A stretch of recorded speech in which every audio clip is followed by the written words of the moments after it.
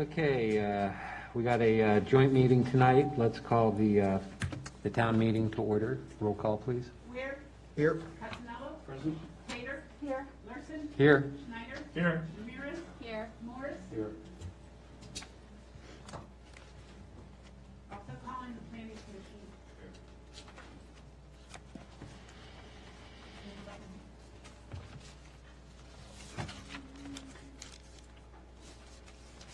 There you go. I'm good. Yes, I would like to call to order the Planning Commission meeting. Roll call, please. Chrisman. Here. Cottle. Here. Yannick. Here. Hallett. Here. Weir. Here. Okay, let's move on to the Pledge of Allegiance.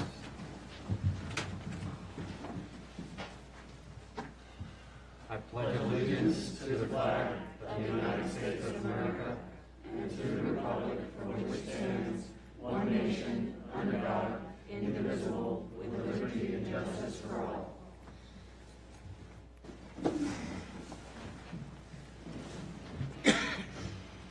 Okay, we'll go with the invocation. We have Tim McGowan from the Living Hope Evangelical Presbyterian Church. Sorry about that, It's a mouthful, isn't it? especially when I'm chewing on some Yeah, absolutely. fiber. Welcome Yeah. aboard. Thank you. Appreciate it. We've been Haymarket for 17 years and loved every minute of it. It's our home. Would you join me in prayer, please? Heavenly Father, thank you so much for this beautiful day, for the freedoms we enjoy. We live in such wealth. Thank you for the freedom of speech and of assembly, the press and religion, freedom from religion if we so choose. We thank you for living in a country that allows us so many choices. Lord, I pray for this town. I thank you for it. Thank you for each of the people here on the Planning Commission, the Town Council, the Mayor and Vice Mayor who serve. Give their time. I pray for their concerns, their needs, their families. I ask you to bless them for their service. Pray that this night they would be humble, they would listen, they would be wise and give good counsel, that they would make wise decisions that would benefit us all. Thank you in the name of the one who changed my life, Jesus Christ. Amen.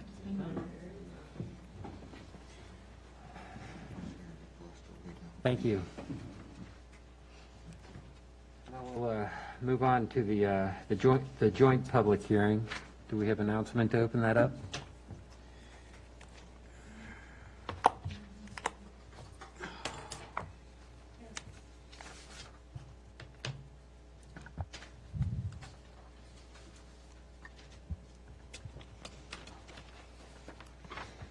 Thank you, Mayor.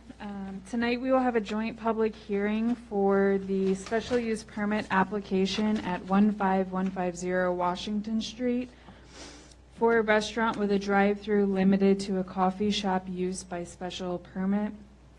And then all parties are encouraged to present their views at this hearing tonight. The public notice went out in the paper for 2 weeks, and tonight we have with us also the Planning Commission. They will go through their discussion first following our public hearing, and then we will proceed from there. So at this time, we'll invite up any citizens or residents who wish to speak on the public hearing for the Crossroads Village SUP permit. I got the first one on the list is Jim Payne.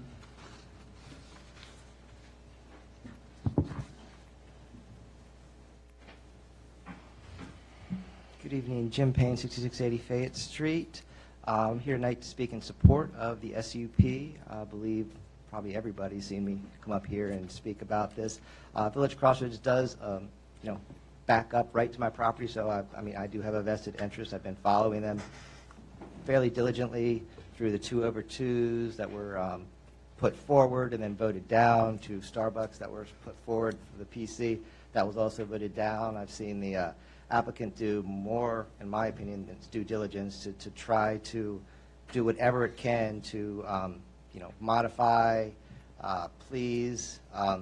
There is a give and take, and I saw that in the PC. That I was very heartening to actually see that that works in the PC, but obviously it was voted down in the council. I realize you're probably going to hear a lot of things about trips back and forth, whatnot, about the hotel. The hotel is actually across the street now. Unfortunately, it's not part of Village Crossroads. It's probably a wise decision on their part since they're well on their way, and Village Crossroads hasn't even broken ground yet. I feel that the Starbucks there is probably very key, very vital in order to get their financing. No matter what goes there, you need people to visit it in order to make money. I don't know how much the rent's going to be for that location. I'm sure it's not going to be cheap, but you need people and cars to actually go there in order to, I mean, Starbucks has the financial clout, the name recognition, and I think probably, I know they're a much bigger organization, but when we were getting our financing, we needed to provide, proof that we could actually pay the bills, and I'm sure, they do have to do the same thing. I've seen them do their due diligence as far as stacking, working with Emily, working with staff to do everything possible. I mean, they can't make it so cars don't have to show up because therefore they make no money, therefore they can't pay the rent, and that's good for no one. I mean, Haymarket Coffee, if it was there, I don't know that they could do that. I like Haymarket Coffee. I like their hot chocolate. There's nothing against that. But I would like to see the town finished. And I do hope you listen to them and see that they've been through quite a lot. They're trying to improve and help this town, be a part of this town. And actually, I can't wait till they break ground, and I'll probably be one of the first to visit one of their restaurants. I'm sure my employees will absolutely love it, going to Starbucks and Taco Bell and Popeyes and whatnot. But I do thank you for listening, and have a nice night. Thank you. That was the only one on the sign-up sheet. Is there anyone in the audience who wants to come forward?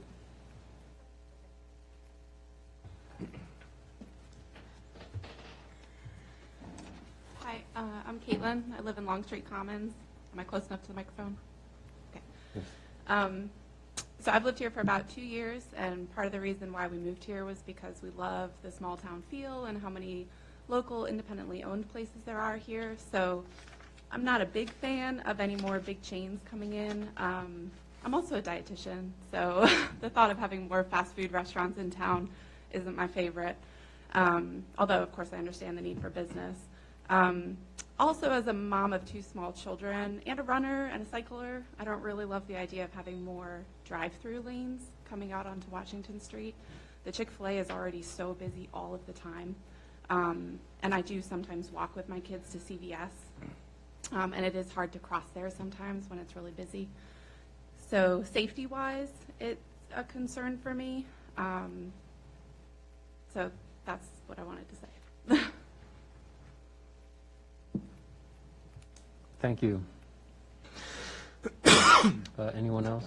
Dottie?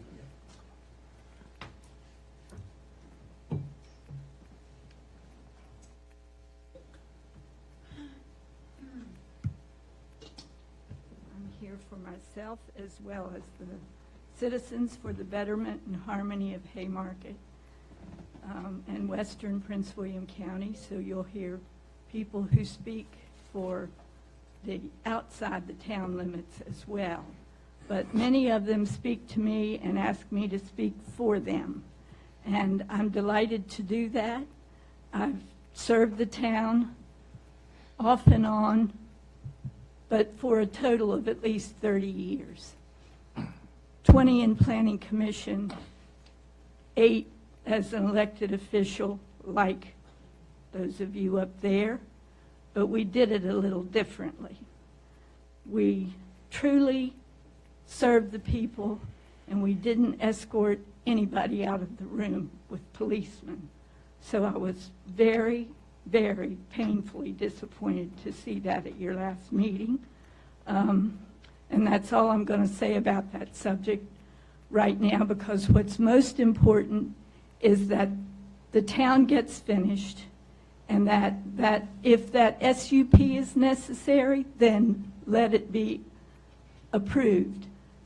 I made the original motion for some of the things that Bob is requiring SUPs for today. I don't understand if A drive-through restaurant is allowed. Why do you need an SUP for it? They're allowed at several places in town, and they don't all have SUPs. So I hear a lot of people say they're suffering from the same thing today, that the applicants today are suffering from some of the same things they suffered with through him on the Planning Commission. I'm begging you, I'm pleading with you, I'm begging you to please stop this nonsense, approve the people's applications. If there's a problem with it, tweak it in one direction or another. As far as safety, right now, I go up to Chick-fil-A almost every morning. It isn't safe now. When they finish putting in the fast food restaurants with the drive-through, there will be a light there. Then it will be safer. People won't be coming out of Chick-fil-A or the banks, making a left to try to come back down into town and waiting for people coming from the west on the other side of 55 and people coming from across the street out of the shopping center where the McDonald's is and people coming from down the street. It will be much safer when there's a light that lets people out and lets the oncoming traffic go and lets the people pull into Chick-fil-A and Starbucks or whatever it is. It will be much less safe, and I haven't heard anyone say anything about additional lanes. If it is, it will just be a turn lane to turn in there. There's no more lanes that I know of, and I'm willing to be corrected if that's wrong. But I'm pleading with you, Planning Commission, Council, please finish our town. Let it be something we're proud of, and stop punishing people who are applicants. I'm one that's been punished by him for 20 years. I've had enough, and a couple of others of you have punished me too. But I'm saying if we do the right thing, just approve the projects legally. Don't dig like a dog in a pile of hay for something to turn them down on. It's happened over and over again. And if you can't get away with it by digging, you'll create a new ordinance so they can't do what they want to do. We're watching. I speak at many, many meetings. I'm speaking for some of those people that are out there and many that aren't out there. But let me tell you, you don't have to worry about me as long as I'm speaking. Worry about me when I stop, because then I'm going after legal action. Have a good night. Thank you for listening again and again and again. Thank you for your comments, Dottie. Anyone else out there for the SUP?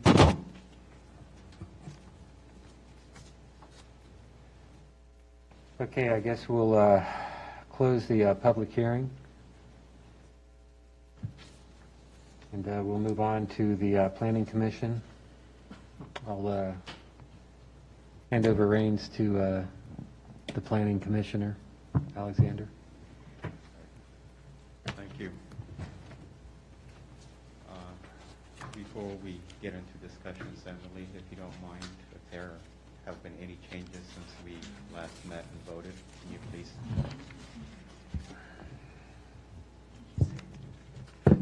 share with us what those changes are? Yes, if you're following along on page 39, the first paragraph there, this is a memo that was sent to mayor and council for our work session last week, updating them on the upcoming public hearing for this evening. Meladon has submitted the special use permit for a restaurant with a drive-through limited to a coffee shop use. The applicant has provided a proposed use condition for the coffee shop. This proposed condition is as follows, quote, "The use approved with this special use permit shall be limited to a restaurant with drive-through limited to a coffee shop. The coffee shop use shall allow for, in general but not limited to, an establishment that primarily prepares, sells, serves serves coffee, tea, blended beverages, and other beverages, and which may sell baked goods and meals, soups and sandwiches, and which has a seating area for customers." The proposed limitation is contradictory in what they have offered, limiting it to a coffee shop, but also allowing for the sale of meals, soups, sandwiches. And so with that, I do not recommend approval as the proposed use is conditioned in the application.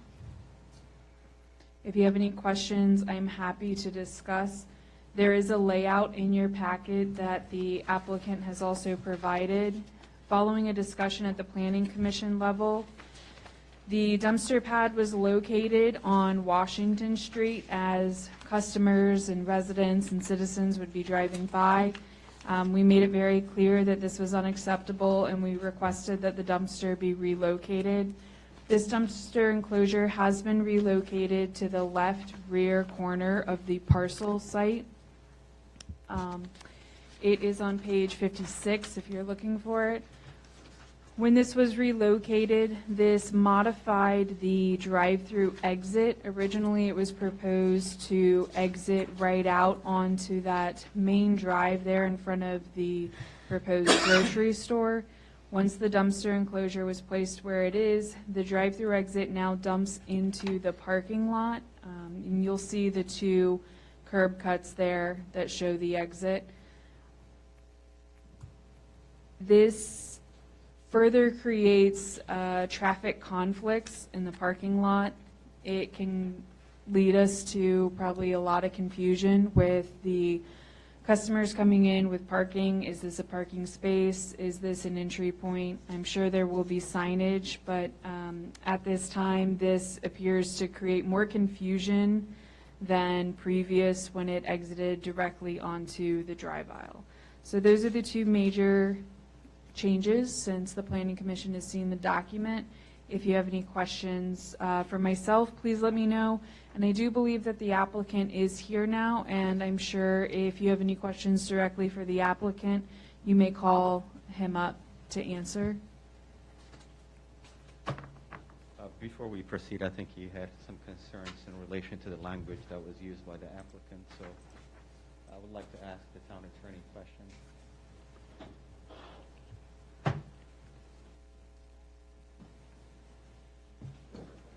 So I think the specific concern was with the language where it states the coffee shop use shall allow for, in general, but not limited to. So based on how it's written, what is the expectation in terms of what the applicant can or cannot, the type of business, that. Well, it's written in a fashion that would make it nearly impossible to enforce. I don't know what restaurant use would not be permitted by this. So if sandwich shop that didn't even sell coffee that technically comply with this, they would have to.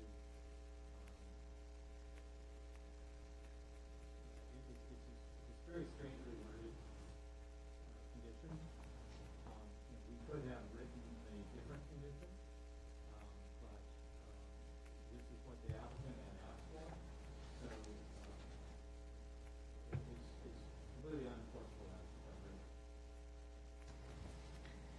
Enforceable as in terms of restricting it to just a coffee shop. Right, because 90% of the meals, 90% of the income for the shop is from meals and blended beverages and other beverages. But what that leaves out, they would look like a coffee shop to anybody that knows what a coffee shop looks like, but they would still comply with the. All right, thank you. So I'd like to open it up for discussion to the other planning commission members.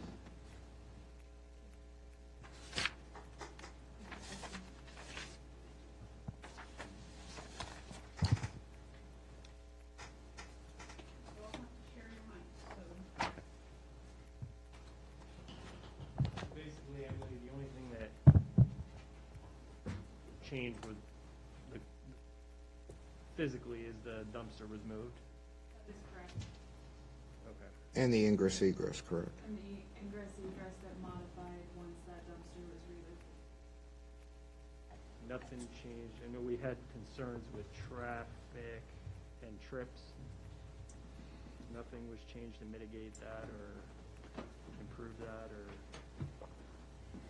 Based on the layout on page 56, nothing has been added to mitigate those concerns.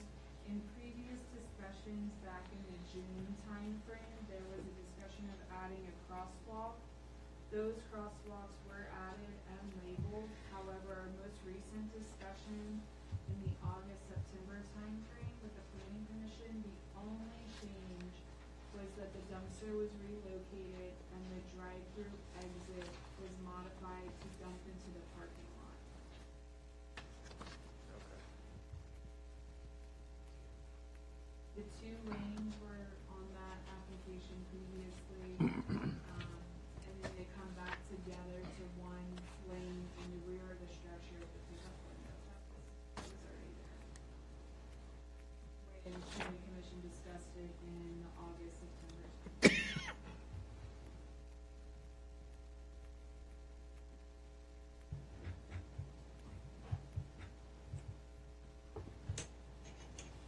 And again, I don't want to sound like a broken record, but, you know, from the get-go, I've had concerns in terms of traffic congestion with this. And as the attorney indicated, with approving this might entail having 3 drive-through restaurants, right, at some point. And again, looking at everything in totality, Lidl's, all these 79 townhomes, Starbucks, everything that's going on, the Chick-fil-A, the McDonald's, the Sheetz. Again, I don't know if one traffic light is enough to mitigate the possible traffic congestion. So I still have concerns around that.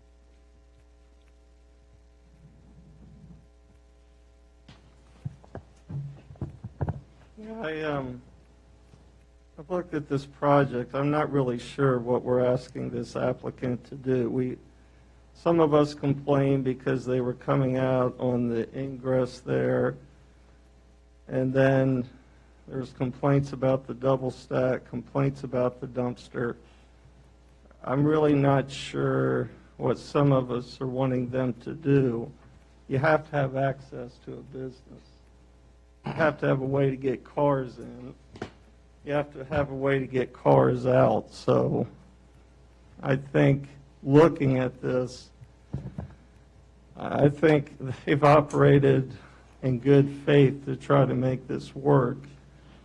I think it's kind of like we're asking them to hit a moving target, and we keep moving the goalposts. And, you know, this has been planned for an interchange park. I'm not really sure why some of us in this town are so adverse to drive-through. And if I've said this once, I've said this 100 times.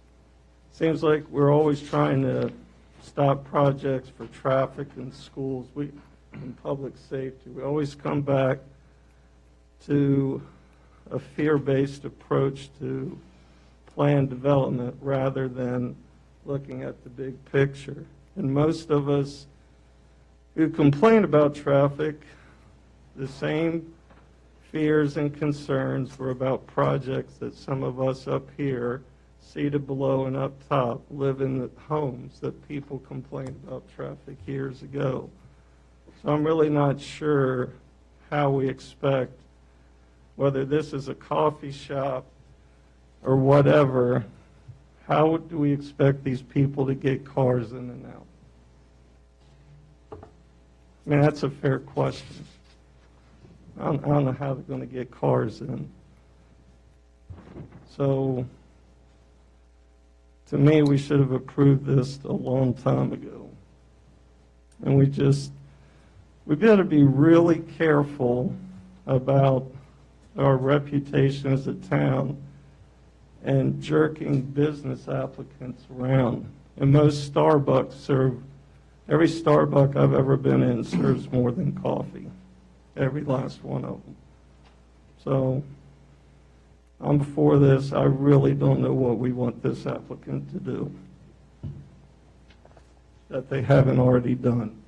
And again, as a planning commission here, I think we have responsibility when it comes to the residents of the town in terms of, again, going back to traffic congestion, right?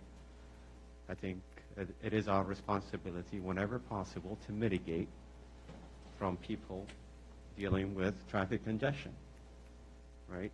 It's not just about what the business owner wants, right? We should also keep that in mind. I'm not saying we shouldn't keep that in mind, but sometimes we should listen to the people that show up to meetings. But there's 2,000 plus people that don't come. So if they really were that concerned with traffic, they would be here. I mean, things aren't always as they appear. And traffic, if we think we're going back to Haymarket of the 60s when I was a kid going through here before 66, that ship sailed a long time ago. So either we want to be a town that's going to have planned growth, or we're going to sit there and look at a vacant piece of property for the next 20 years. I'm sorry, this should have been approved a long time ago.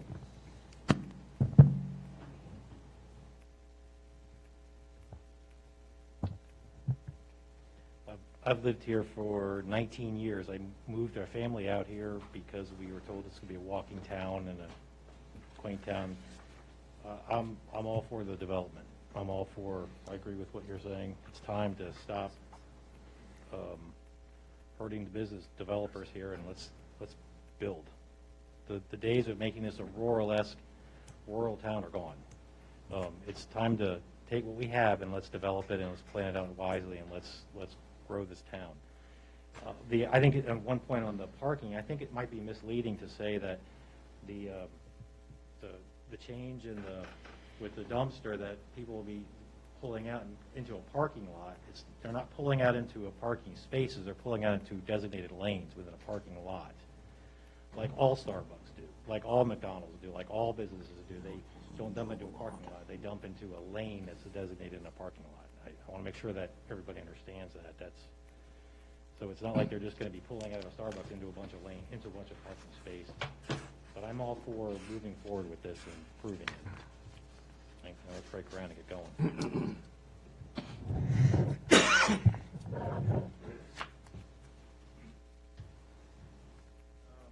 No, I think the applicant has done more than enough to make modifications. And honestly, I don't see it getting any much better than what we have out here, to be quite honest. I think it is what it is at this point, and I mean, we asked them to move the dumpster, we asked them to do a lot, and I just don't see I just don't see it getting any better, but then again, I don't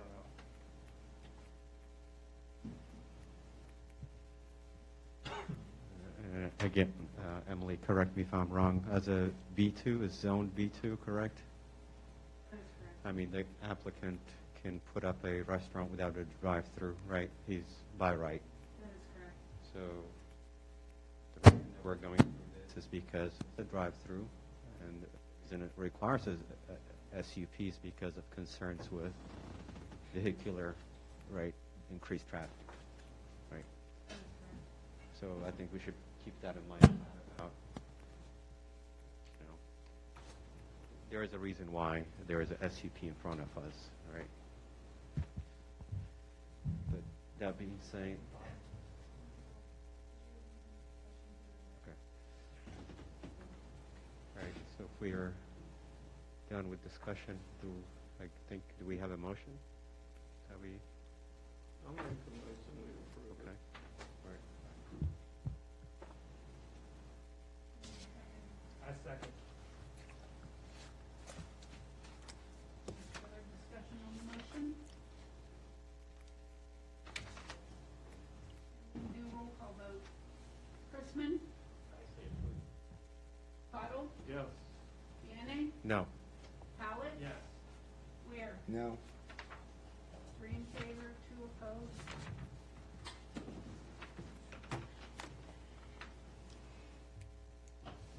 Mr. Chairman, you can ask for an adjournment of your meeting. Sure.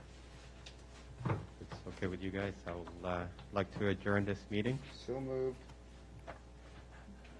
Second? Second. All in favor? All right. Aye. Planning Commission, thank you for coming. You're welcome to leave or step back into the audience while the town council takes over. Thank you.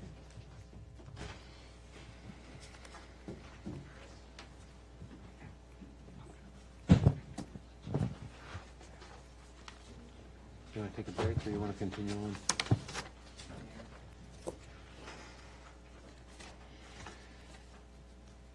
Okay, next agenda item, we have citizens' times for the regular meeting.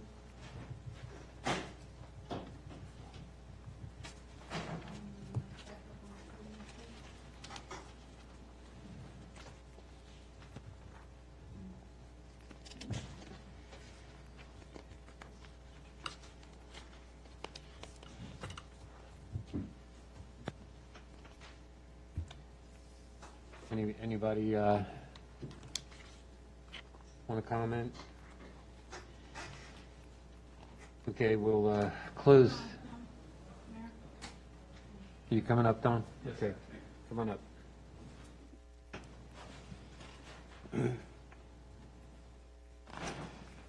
Thanks for having everybody together this evening. I'm Don Wooden. I'm the owner of the property by the name of Crossroads Village in Haymarket. And I just wanted to speak to everyone this evening just to clarify a few things, if I may. So we submitted the plan on September the 10th in hopes that anyone would have conversations with us to make tweaks or comments or anything. On the 14th, we submitted the application with the language changes. Prince William County doesn't have a definition for drive-through coffee, so we took Loudoun County's and we tweaked it, and we'd be happy to modify that to Loudoun County or any other. It was never our intent to try to make this a restaurant use. We're fine with a coffee use. And as I think there was a comment earlier, Starbucks does sell sandwiches, soups, and other items. So what Loudoun County is using, I'll read it. It says, use limitations. The use approved with this special use permit shall be limited to a restaurant with drive-through limited to a coffee shop. The coffee shop use shall allow for, in general, but not limited to, an establishment that primarily prepares, sells, and serves coffee, tea, blended beverages, and other beverages, and which may sell baked goods and meals, soups and sandwiches, and which has a seating area for customers. This is out of Loudoun County's code for coffee shops. We're happy to use this, or we're happy to modify it to however council would like it to be. We're fine with it being a coffee shop use as long as it meets Starbucks's, what they typically sell today. Let's see. Yeah, I think I just wanted to clarify. Oh, lastly, The the exit out of the Starbucks, the reason we took that 90-degree turn was at the advice of traffic engineers of both two major retailers, Lidl Grocery and Starbucks, which has over 9,000 locations in this U.S. market. Starbucks has 38,000 locations. And they looked at both of those and gave it to their traffic engineers and their civil engineers. They're the ones that recommended that hard 90 out, because if we can take 50 to 60% of the traffic, push it up, most of those people are going to make the decision to turn right and go to the traffic signal, not dump out on the other spine road by Lidl.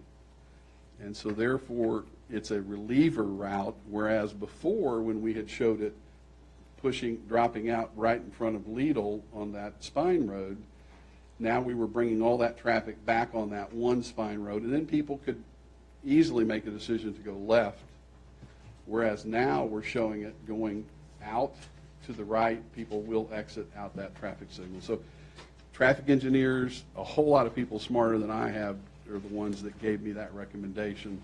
I submitted it on September the 10th and asked for advice, comments, suggestions, meeting, and I've had nothing since that time. So, but again, open to shifting it back if everybody would like it to go back to the Lidl side west.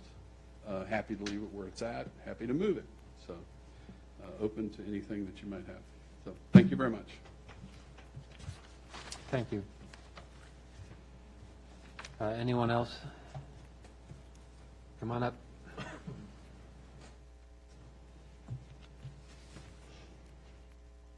My name is Steve Bean, and I was just wondering, are we on the agenda tonight to talk about my problem I have down here at 6712 Jefferson Street?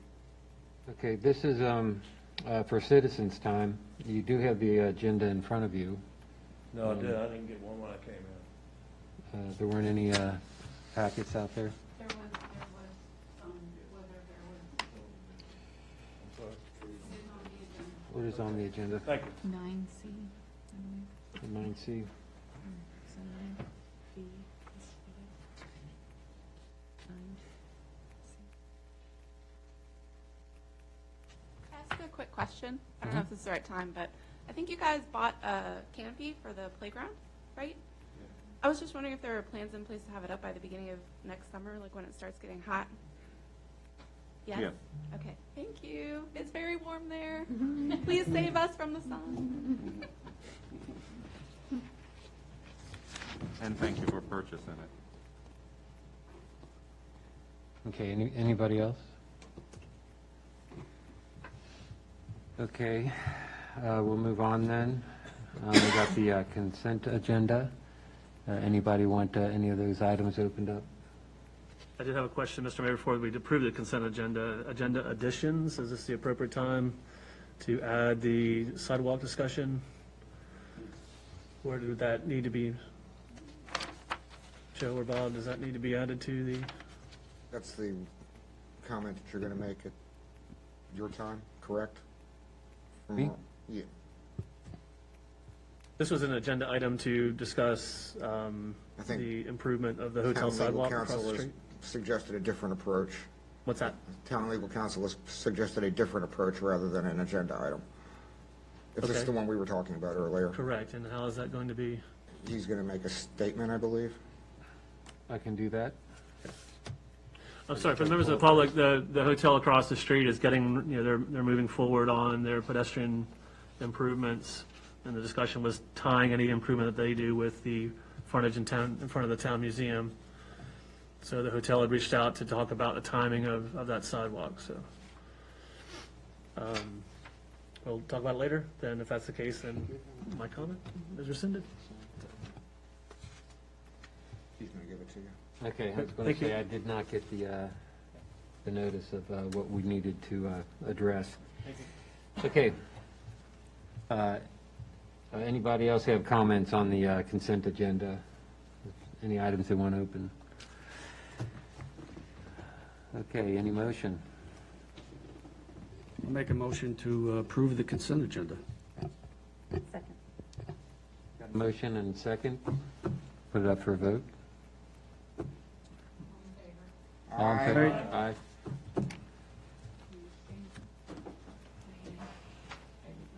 Good. Okay, now we'll get to the agenda items. First thing on here is the appointment of the police chief. Mr. Mayor, pursuant to Article 3, Section 1, subsection 17 of the Haymarket Town Charter, I move the Haymarket Town Council appoint E. Allen Siebert as the Haymarket Chief of Police and Town Sergeant effective September 27th, 2021. I'll second that. Thank you. Okay, motion second. Anybody have any comments? I'd like to say that was an interesting process, and I'm very glad to see Chief Al here. And hopefully we'll get a chance to hear you speak a little bit, if that's appropriate. Thank you. Chief, I apologize, I was not at the work session. Happy to have you on board. Thank you.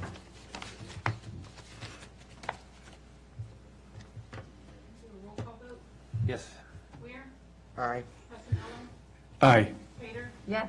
Schneider? Yes. Ramirez? Yes. Morris? Yes. Thank you.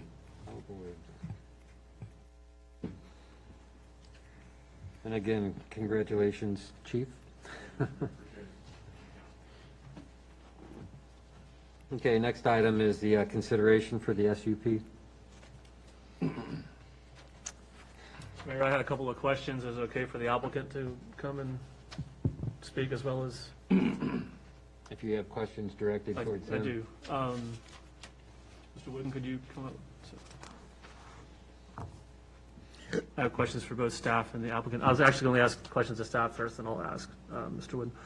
Emily, could you explain the evolution again? The proposal the council last saw had the north-south orientation with the drive-through to the east. Can you walk us through again the orientation of why it moved to sort of a east-west orientation? So let me direct you to a different page that shows this in a bit more clear image. That's 67 in the packet. Just for clarification, the other page is the exact same layout, but the way it was copied in, the lines are a little bit harder to visualize. So you'll see this in the typical format that it has been shown to you before. Washington Street is at the bottom of the page. Crossroads Village is on the right or the east. So what you see here is the updated layout that was submitted in the end of the summer for review by the Planning Commission that shrank the building from a multi-tenant, two-tenant building to a single-tenant building. And the drive-through was reoriented so that the lanes, instead of having additional stacking in the front, the majority of the stacking was on the east side of the building in a double lane configuration. So there are two lanes here, and as you get to the back right corner of the building, the lanes come back together and merge into one, in which case they come up to the pickup window, they pick up their drinks, and then they exit. And when they exit, they are put into the Lidl designated parking spot, or the parking lot for Lidl. There is a drive aisle in this parking lot, and they can take a left or a right. But they originally had this layout showing parking all along that back, and the drive-through exit would go straight where your dumpster enclosure is, and it would dump onto that main drive aisle right in front of Lidl. So this was modified in the newest edition when we requested at the Planning Commission level that the dumpster be moved off of Washington Street. The dumpster originally sat in that open space on the bottom right of this pad site in the white area. That was where the dumpster was originally located, and it has since moved to the upper left corner of the pad site. Not the entire layout, but the pad site.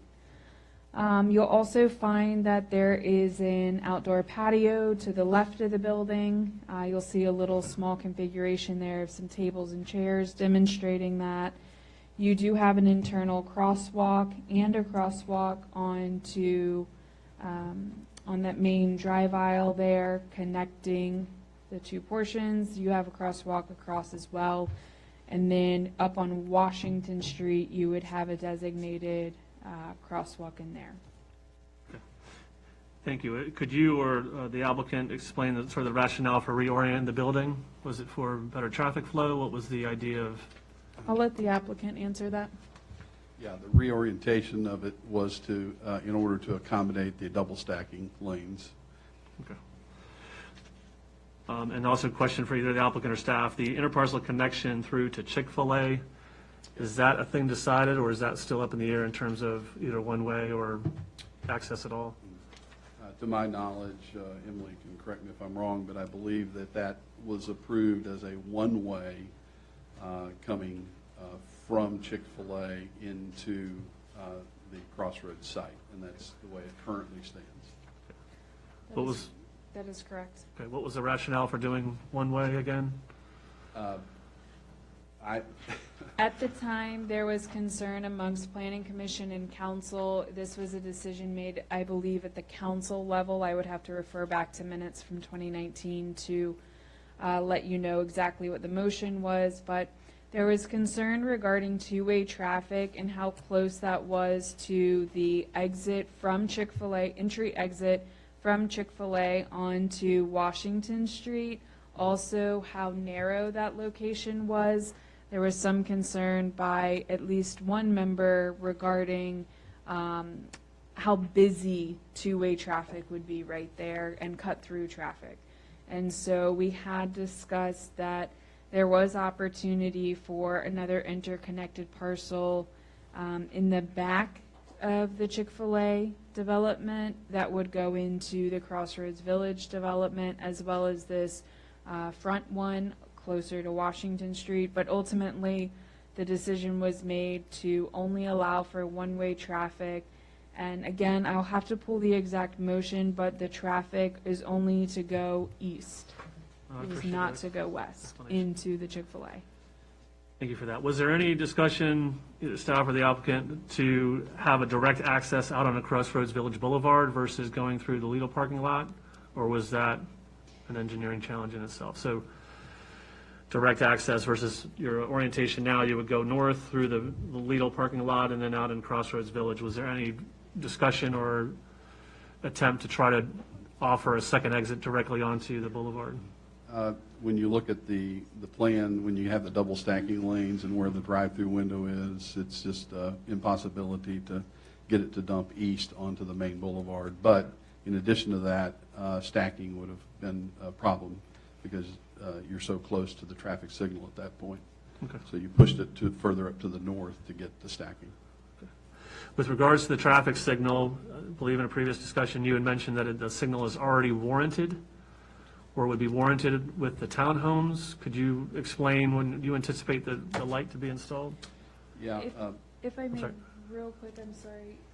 That document was also included, just so that as he's discussing it, you can follow along. It's on page 57 of your agenda packet. I'm sorry, which detail is that? That is regarding the traffic signal. That was a document submitted by the applicant, so you'll find that on page 57. Okay, thank you. And while you're looking at that, I'll just give you an update. It is warranted, and it's currently warranted with the conditions that are going in now. So as we had mentioned before, it was up to VDOT as to how much time it would take to approve the traffic signal and plans.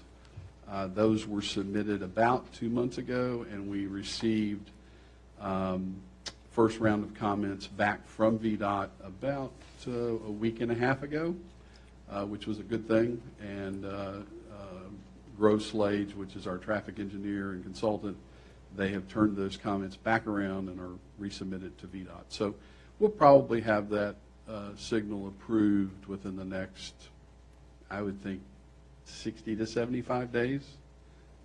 from VDOT. So then it's just a matter of getting it timely-wise to install it. Was there a scenario by which the traffic light would be in? I would assume you would need to tie it to some trigger. At what point, if you were to move forward, would you anticipate putting it in with, phased with the commercial, phased with the residential? How are you planning to phase the project?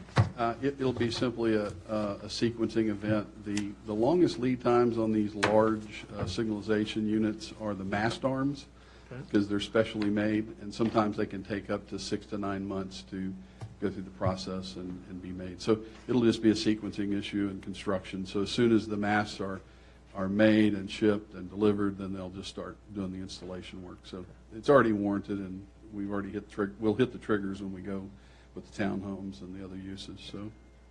Thank you, Mr. Mayor. 2 more questions. One, in your conditions that you've offered, you suggested putting in the crosswalks and signage. I would assume you would anticipate that prior to occupancy of the building, you would have those installed? Correct. Okay. And then last, for staff, Emily, is your interpretation of the current condition is that if it were to be adopted, that they could construct a fast food restaurant in addition to a coffee shop? I'm sorry, that's your and the attorney's interpretation. I would say the interpretation more falls in line with that it would allow for a restaurant that does not primarily need to serve coffee, as they have stated that it is a coffee shop that is limited in general, to allow for in general but not limited to. So it was not clearly stated that the primary purpose of this use would be coffee. Thank you, Mr. Mayor. I'll save my comments for the discussion later. Thank you. Okay. Joe? Okay. Thank you, Mr. Wooden. Why don't you stick around for a minute? Okay. Just in case I have any questions for you. Very good. I want to thank the PC for hearing this evening and for the chairman's comment about the by right uses. I think that's an important factor here that we need to be cognizant of. I'm going to try to work through this with my questions. So this is an interchange park, and interchange park doesn't have any residential in it, is that correct? That is correct. Okay. And we're talking about a project that already has 2 drive-through restaurants, is that correct? That is correct. Okay, and 79 townhouse units? Yes, sir. And in this location, there is a bank SUP approved For a drive-through bank. for a drive-through bank, which is somewhat of a different dynamic than I would gather for a restaurant or drive-through coffee shop? Yes. And one other thing, the hotel is for greater than 50-foot SUP is still in effect? Yes, that is correct. So that SUP was to allow for a hotel up to 65 feet or 70 feet in height. I would have to clarify the exact number. It's been a couple years. And it also allowed for an assisted living facility to a certain height as well. Okay. But that was not as high as the hotel. And are there any time limits on these SUPs? So right now, with the way they were approved, there were no set expiration dates by the council or the planning commission at the time of their approval in 2019. My understanding that many of these SUPs were approved in September of 2018, is that correct? I would have to look at the exact date. Okay. The reason why I'm asking... On the date. Okay. The reason why I'm asking that is because I have some concerns about how long it's taken to break ground on some of the other approved parts of this project. And I'm wondering if in fact it's ever going to happen, to be honest with you. But that's just something I'm thinking out loud at the moment. I want to thank you, Mr. Wooden, though. I think you heard something that I may have said at our meeting about the secondary or proprietary use by another company in that location, in that SUP. Correct. And so I saw that, and I appreciate that. I think there are still some concerns relative to the design itself, for me personally. And I understand the language may be somewhat squirrely, for lack of a better term, I'm wondering if there's an opportunity here for the town to sit down with you and discuss it a little bit further, rather than either voting up or down this evening. So that's something I'm just kind of throwing out there. I do have some concerns about some of the space and how it's utilized. If I may, if we can go to page 67. Is it 67? Yeah. That's a nicer drawing for those folks listening in. I see a lot of white space. Now, I'm assuming that's concrete pad or something? Is that what that is? I'm seeing a lot of white space facing Washington Street in that area. Should be grass. That's green space. Okay, is that required for this SUP to have additional green space, or could that be used for the drive-through to kind of run it around the perimeter rather than have driving conflicts and congestion through the parking lot? Would that be possible to look at? No, there's telephone poles and utility lines and easements, and then you have a setback requirement. Okay, so we have infrastructure constraints in that location. There's also a coverage constraint, total coverage of the parcel. Well, that was my other question. There is a coverage constraint. Okay. So what about the area to the left of the patio itself? Is it so constrained that we can't get any additional parking there? I mean, I know that the trucks have to get to the dumpster enclosure. And is that what the restriction is there for no parking? Yeah, you've got, they've done what's called turn radiuses in there for trucks, and that prohibits any more additional parking there. Okay, got it. Thank you, Mr. Wooden. Yes. All right, so can we talk about some of the by right uses here? If somebody could, Emily, could you talk a little bit about what some of the by right uses are for this lot?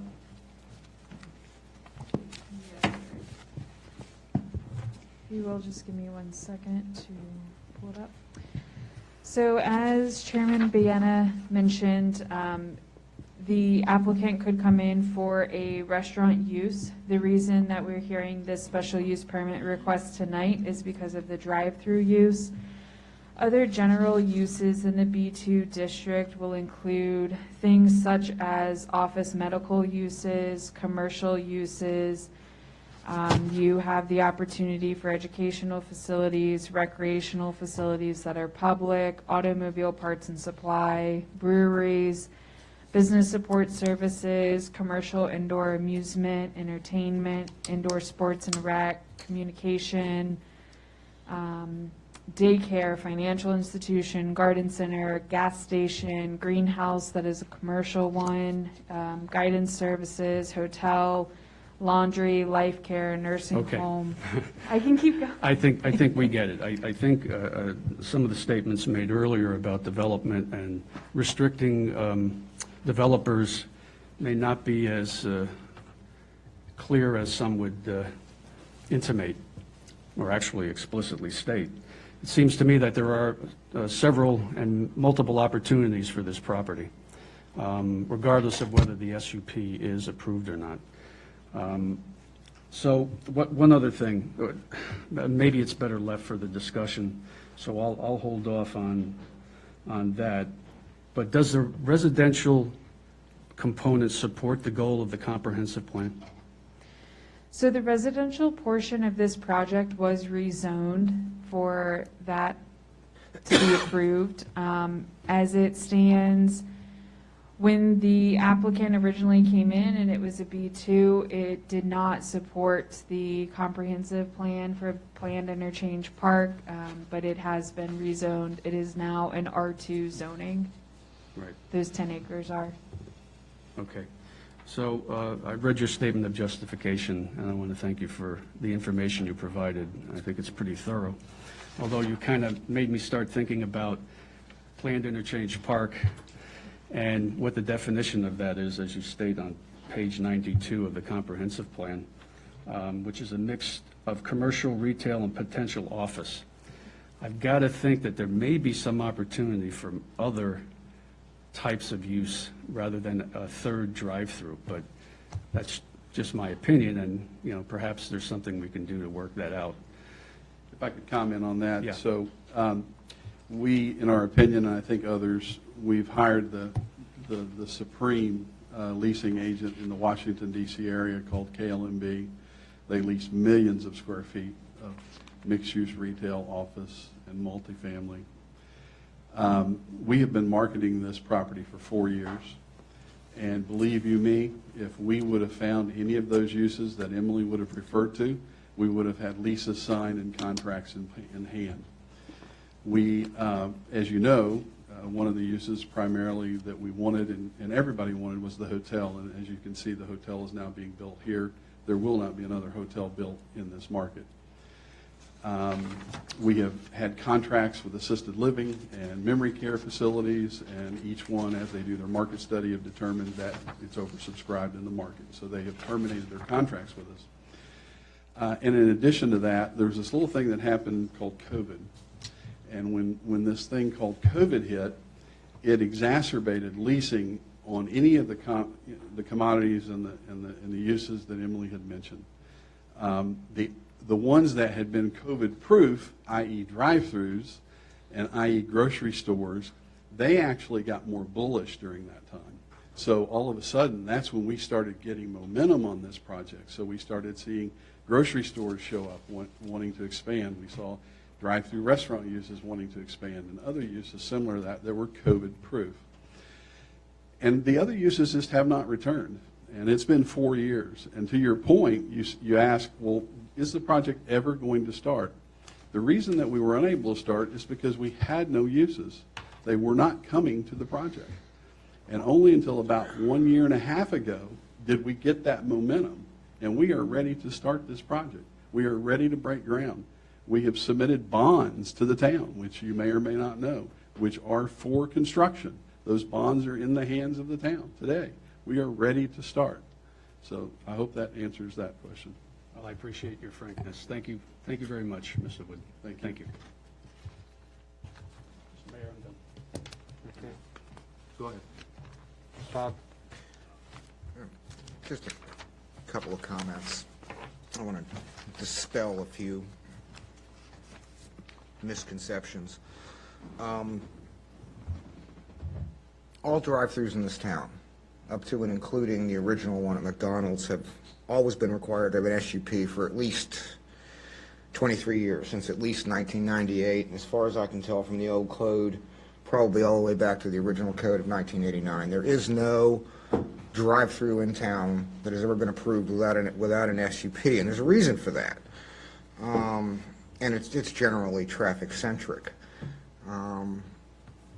With respect to traffic, we are specifically delineated in the code with the responsibility to make the determination as to whether the vehicular traffic generated by any particular proposed use is hazardous or in conflict with the existing and anticipated traffic in the neighborhood. And it's the language in the code. It's one of the things that we have to consider.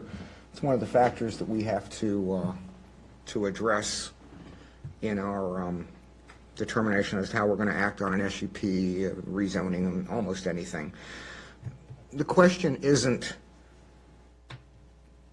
how you get X number of cars in or out of a particular development. The question, I suspect, is rather how many cars or vehicle trips are an acceptable number. With this particular application, if you go back to the 2018 approval, there was initially a request for 3 SUPs for drive-through restaurants, 2 of which were granted, 1 of which was denied. And if I recall correctly, the location of the 3rd drive-through SUP was then occupied by a drive-through bank, which has a significantly lower traffic impact count than a drive-through restaurant does. If you look at the total numbers of trips per day for the development, if this SUP were approved, the trips per day grows to 10,050 per day, which is an order of magnitude higher than the 7,000 or 8,000 trips that were originally allowed in the approval of 2018, and a number which the residents of this town spoke quite loudly and in great numbers in opposition to. I don't think this is a good idea to essentially make a bad project worse by adding several thousand more trips per day than were originally approved. I don't think we have the capacity to handle it, and I don't think a light's going to really help all that much. I'm concerned that that number will grow even larger as the uses on the back four plus acres will have to be replaced. As has been noted, there's not going to be a restaurant, there's not going to be a hotel or a daycare facility, so the question is what goes in that spot, and are those numbers greater than what the hotel and the daycare were provided for? I've got a number of other issues, but those are the two principal ones, and I'm not going to be voting in support of this.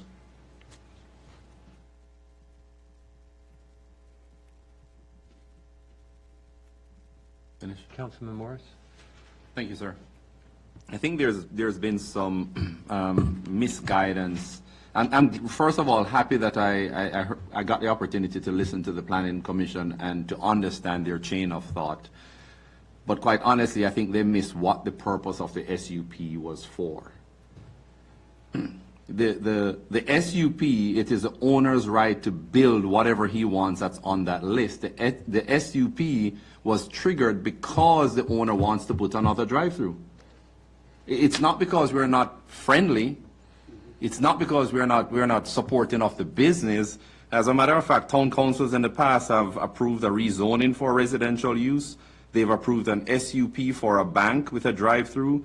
They've approved an SUP for a restaurant with a drive-through. The reason why we're here is because the owner wants a drive-through, and that triggers an SUP. And we need to stick to the point of why we're here and why we're discussing the SUP. Now, a couple of things that were mentioned in the meeting, hit a moving target. That's not a good assessment, because the target has finally stopped moving, and now we're now instructing the owner, hey, can you meet these two requirements? One that the town planner has identified with the trash dumpster, and the other with that the owner now has said, hey, whatever you want, we'll do it. So, I support Joe's comments, and maybe we need to sit down with the owner and the town planner and the town manager and just hash it out in a meeting, because obviously someone is not getting it. So you have a comment that says we're hitting a moving target, but to me it seemed like the target is finally stopping so we can hit it. And now we have two things that the owner can walk away knowing that he needs to address. Another comment was not about how we get cars in. Yes, it is, Planning Commission. It is about how we get cars in, because that's the trigger for the SUP. The reason we're here talking about the SUP is because the owner wants a drive-through. It is not because we're not friendly. We are in support of this. We're in support of this business going up. And I support Joe. It's been 2018. We should start seeing dirt moving. I have my shovel ready to do the groundbreaking, just like what we did with Chick-fil-A and what we did with the hotel. Since 2018, we should have broken ground. The reason we're here is for an SUP because the owner wants another drive-through. Let's ensure that is the point of why we're talking this evening. It's not about not being friendly.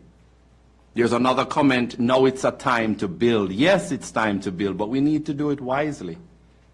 That doesn't mean we're going to throw up 7 drive-throughs in all the empty spaces left in our half square mile.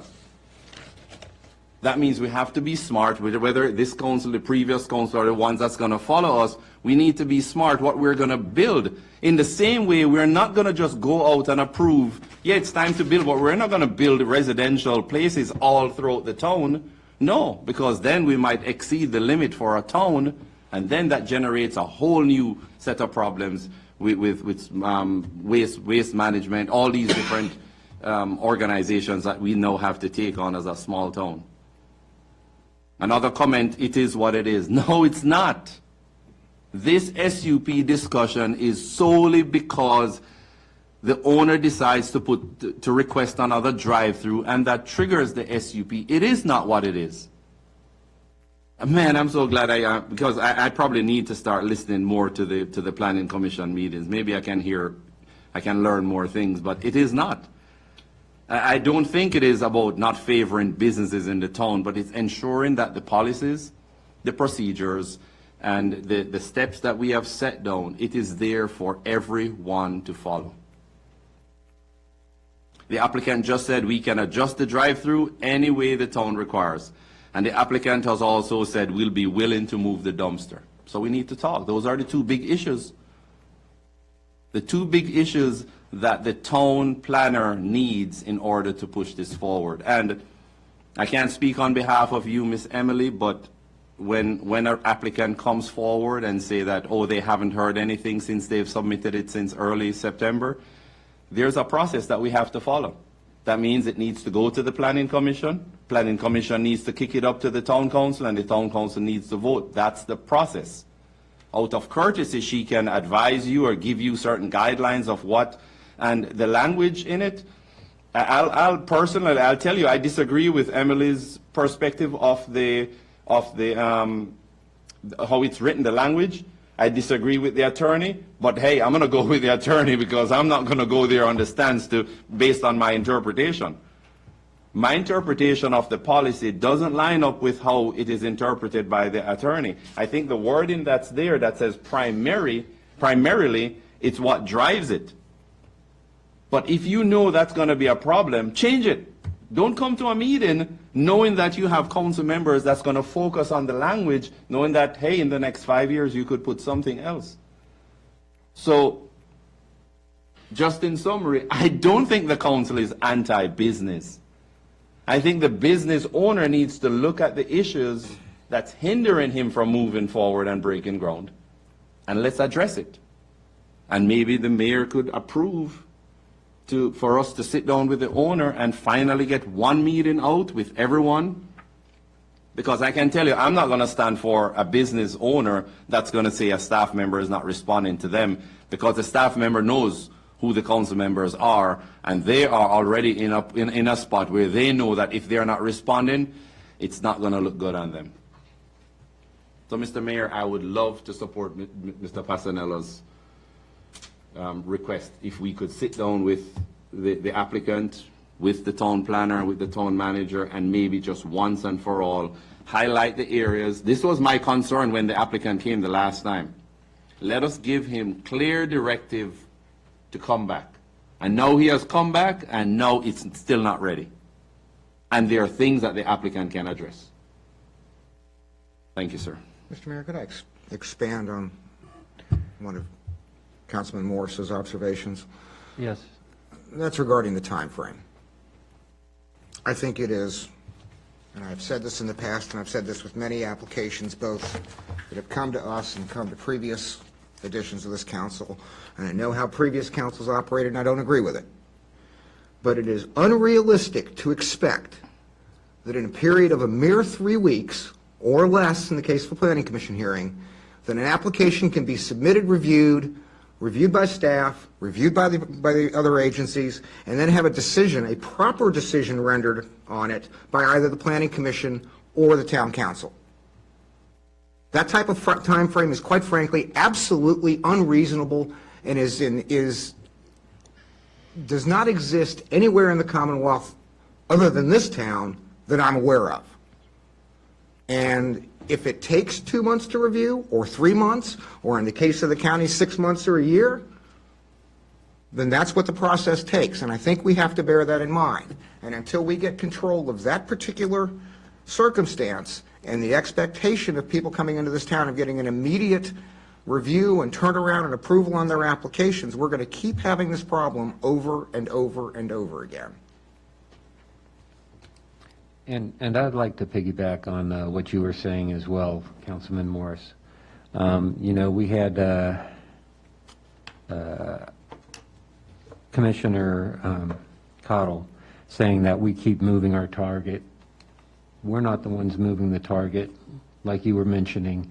You had the hotel in back there that has an SUP. We rezoned the property to R2. We consolidated 2 buildings so that the Lidl could be built. We've given them multiple different SUPs for other things. And, you know, this is moving on us. Right now, I'm a little concerned about what's going to happen to that corner 3 acres. We got a development here that is piecemealed, and it's kind of hard to really come up with TIA measurements when you have no idea what's going to happen back in that corner. How it's going to affect all the townhouses that are deep embedded in this property when they got to come in and you've already stacked the light area up by all the drive-through traffic coming through, if that's going to become an interference.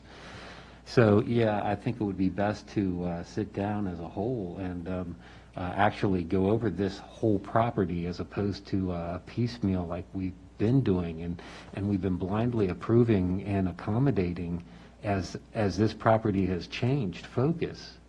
And now it looks like, you know, I think we're showing a little bit of concern on the kind of mess that we're getting into here. Mr. Mayor, maybe we can ask the applicant if he's in favor of that, because I am. I mean, I'm one of 7 votes, but I am in favor of it. Well, I have Joe's vote, so that's 2. But I would love to see it move forward, Mr. Mayor, and if the applicant is willing to meet with us and iron it out, so he walks away with a clear plan and directive. He knows exactly what he can do and what we would accept as a council. Well, what recommendations do I have from the council? Because, I mean, I would love to get this in. Our meals tax would definitely take a nice big raise off of this business being in here. And maybe ask a direct question, Mr. Mayor, to the rest of the council, if they would be willing, sir? Yes. Council, You're asking for a straw deferral? vote? Of what? Willingness to meet? I'd be happy to meet and discuss my my interpretation thing. Would require a deferral. Well, we could do a public notice, right? Or not No, we notice, just but... can't make a deferral tonight. I was going to say, we could have a special meeting if council is all in agreement or in a majority agreement. I can try and work with the applicant as well as council to get a time that works for everybody, and that would be the only item on the agenda, so we could all discuss it. Mr. Mayor, before we do that, I had asked questions in anticipation of comment period. We've already gone into comment periods. Before we do that, I had some general comments. Okay. Mayor, did Jump you have on any in. comments before I dove in? It Or- sounds like or we're all Tracy in Lynn? agreement to want to meet, so I would really love to discuss with, this is my first opportunity to discuss this project, and I would really love to have the opportunity to discuss it with the developer, so you go ahead. I'm open to discussion. Whether or not that would sway where my thought is, I can't guarantee that. But being open to the discussion and diving into it a little bit more, I'm open to. LESU, Marshawn. Okay, so a couple of comments, piggybacking on others without repeating. The special use permit process is a check-in. I will say, you know, this project has evolved considerably if you were looking at the initial concepts versus what it is today. Also with a check-in and knowing the context. I've seen in my profession and other jurisdictions that, as Mr. Wooden states, COVID has really pushed the drive-through restaurant. We've seen a lot of amendments to master plans going after the fast food restaurant just because of these convenience and the perceived safety it is in the pandemic environment. So you're starting to see a sway or a high intensity, sort of like we had a run on restaurant or residential, we're starting to see run on fast food restaurants. That being said, with this approval and the other approvals, we'd be looking at 5 fast food restaurants fronting Washington Street and 2 other drive-throughs. We have one chance to get this right. The McDonald's has been there for 20 years. It is unlikely any of these uses will go away anytime soon once they're established. And so we have one chance to get it right. I do have concerns. I asked multiple questions about circulation.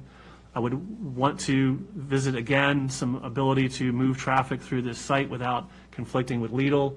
I'd be interested in looking at the overall master plan, how the other 2 fast food restaurants on this site are handling this sort of internal site circulation. And also, too, the timing of the light was helpful.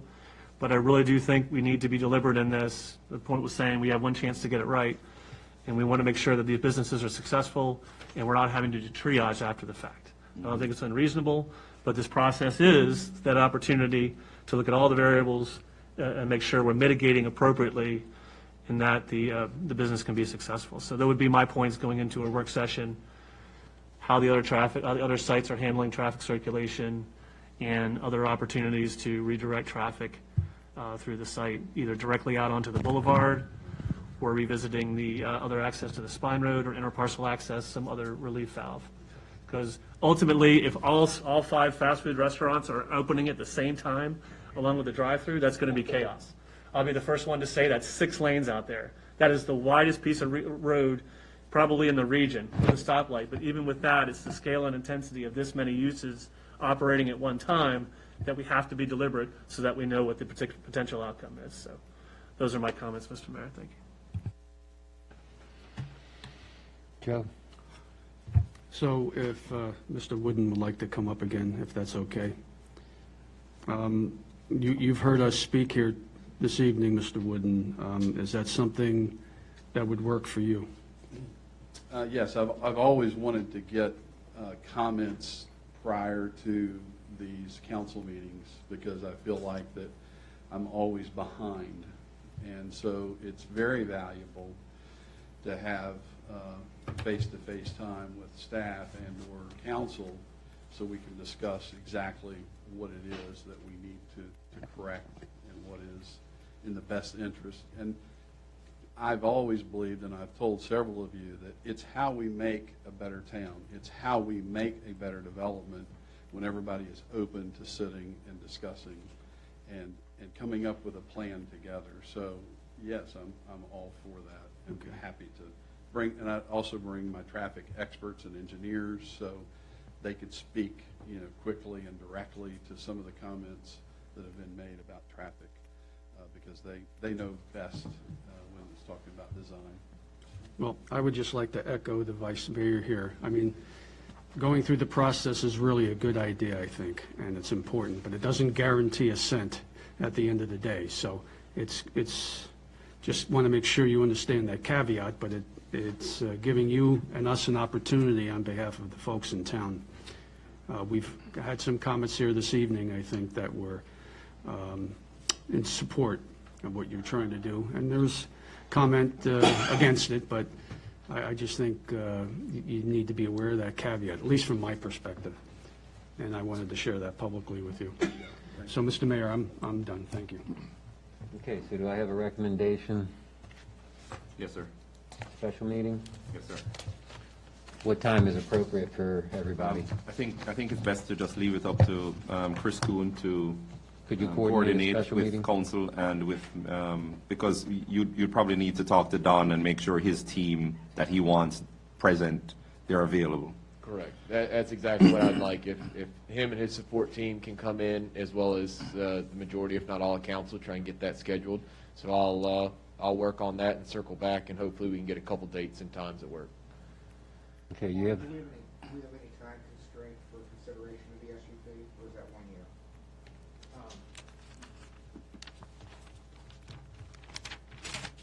We do not have a constraint, particularly in light of the fact that the applicant has said in open session that he's going to sit down for a meeting. That obviously entails some delay in scheduling the meeting. Would it make sense to issue a deferral or motion of deferral for time indefinite?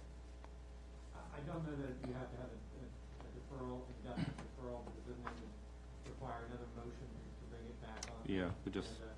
table it. I would just suggest that you treat this as a consensus deferral to a to a special meeting that would then result in being placed back on the agenda in future days.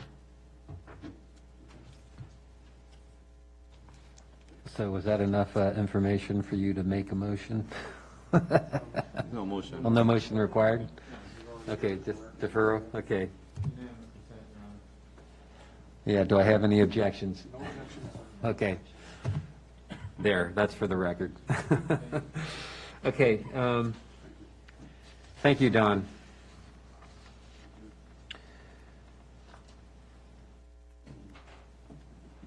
And next on the agenda is the demolition request for 6712.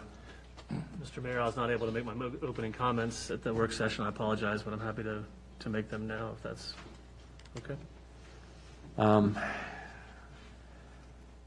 Beforehand, is there any comments that staff needs to make ahead of time before we kind of warm up our discussions, I guess? Not at this time, but I stand ready to answer any questions that the council may have regarding the demolition request. We did speak about it briefly at the work session, but if there's any follow-up questions for myself, I do believe that the property owners are also here. So if you have any questions for them, we are happy to answer. Okay, Marchant. Okay, thank you, Mr. Mayor and council members. Emily, real quick, do I pronounce his last name correctly? Is Gonsalves? Correct. Gonsalves, okay. Mr. Chairman, or not Mr. Chair, Mr. Mayor, wanted to highlight the ARB review, and then happy to answer any questions, just to check in on where we're at. So the Architecture Review Board is appointed by council and charged with administering the old and historic overlay district that is within the town zoning ordinance. It gives specific criteria for evaluating new development and demolition of structures within the town's historic district, which currently the boundary is the entire town. It also administers comp plan policies regarding community design and also adaptive reuse of the town's historic resources. Also got historic district guidelines, which pull from the criteria of both the zoning ordinance and the comp plan, and also offer some additional guidance on design, both for new and old construction, and again, with regards to demolitions. Earlier this year, the Beans and Mr. Gonsalves, who's the contract purchaser, came and presented a certificate of appropriateness for demolition of the Bean Baker House. We reviewed the materials that the applicant had submitted. He had offered to make a tour. We did do the tour. With majority of the ARB, it was noted that while the exterior is not necessarily of varying condition, the interior obviously is in need of repair and update. We did talk briefly with Mr. Gonsalves. Was there any opportunity to expand or improve upon the existing structure? He said he was willing to entertain that if that was a possibility. We concluded our discussion, came back. We had asked staff to provide additional research. This structure is listed as historic in two fashions, one by zoning ordinance for its age. In the zoning ordinance, a historic structure is any structure that's listed in the comprehensive plan as a contributing resource. Having those two factors, we asked the staff to research, do a title search, go to Relic, any other resources that were available to determine the background and history of not only the structure, but the property itself. They did come back with a summary that's included in the staff report, or in the item that was prepared. I did talk about being a subdivision of the McCormick House. Most people are familiar with the cabin on Fayette Street. Talked about transfer to the Gossams and the Bean family over time. Ms. Bean was at one time the mayor, and I believe Mr. Bean has served the town over various roles and positions over the years. That was to augment sort of the initial designation. We also were provided a resource survey by the Virginia Department of Historic Resources. When the interchange went in, there was a requirement for a Section 106 because we're near Buckland. And because Buckland is a National Registered District, it required, because there's federal monies in the interchange, the National Historic Preservation Group had to come in and do surveys. They did do a survey of the structure. The utility to the ARB was the fact that it gave a description of the architecture of it itself. It did note, because of its role, that it would not be a national, local, or national register, and a lot of the architecture would not be deemed qualifying under that national standard. But it was a resource, provided us some description that we could incorporate into our analysis. Lastly, the response letter, Mr. Gonsalves did provide some supplemental information during the meeting, and also as we've come forward to the appeal. Taking that information in its totality, we did come up with 5 findings that denied the application, but we did go through our criteria through the ordinance, did go through the relevant plan policy, and also the guideline direction upon making that decision. So I will highlight briefly those findings. These are on page 110 of your staff report. First, we reference the inconsistency of the proposal with the stated purpose of the Old and Historic Haymarket District overlay. The subject structure is designated as historic building with the Old and Historic Haymarket, both, as I mentioned earlier, by its age, 50 years or older, and by the definition in the ordinance, which says it is listed as a contributing resource in the town's comprehensive plan. The overall purpose of the Old and Historic Overlay District is to protect against destruction of these sorts of resources. So that finding was based on two facts about the identification of the structure. Next, the application is inconsistent with the comprehensive plan per table 16 of the plan, historic building inventory, 6712 Jefferson Street, historical name Baker Bean, is designated historic and worthy of protection in the town of Haymarket. That's language straight from the comprehensive plan. The plan states historic structures are important because they contribute to the town's sense of place and provide tactile lessons on the cultural influences of the community. The plan also cites resources as fragile and non-renewable. Once they destroyed, the loss is permanent. Now, again, the sense of place, what is notable is how the town is built over time.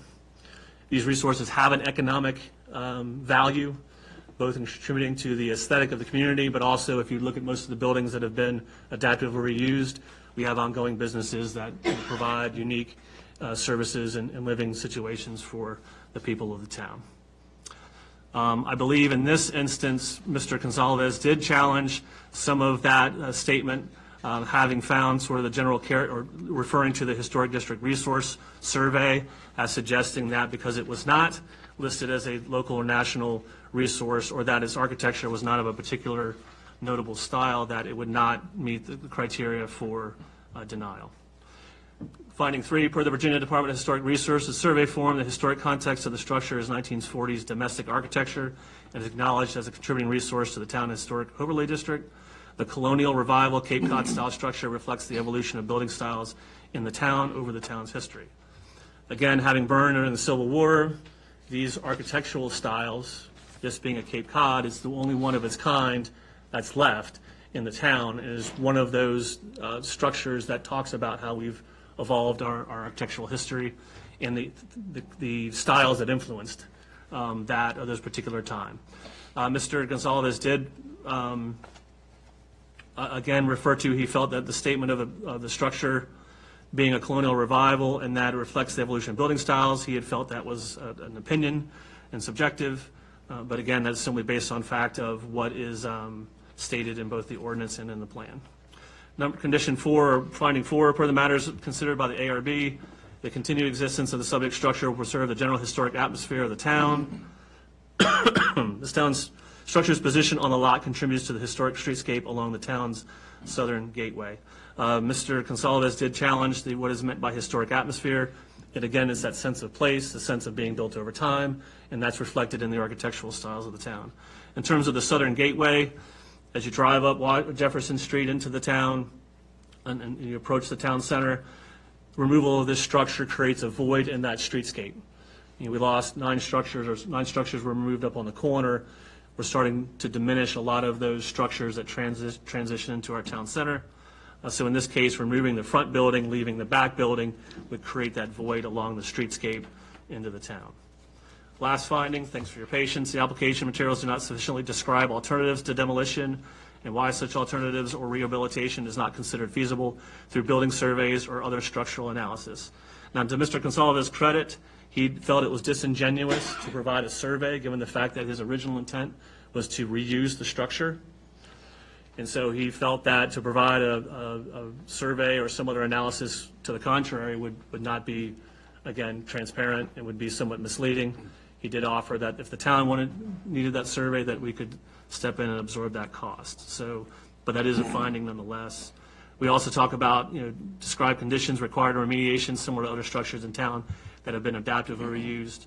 And per the matters to be considered by the ARB, these structures promote the general welfare consistent with the listed criteria. He also, Mr. Gonzalez, offers 3 or 4 options in his survey.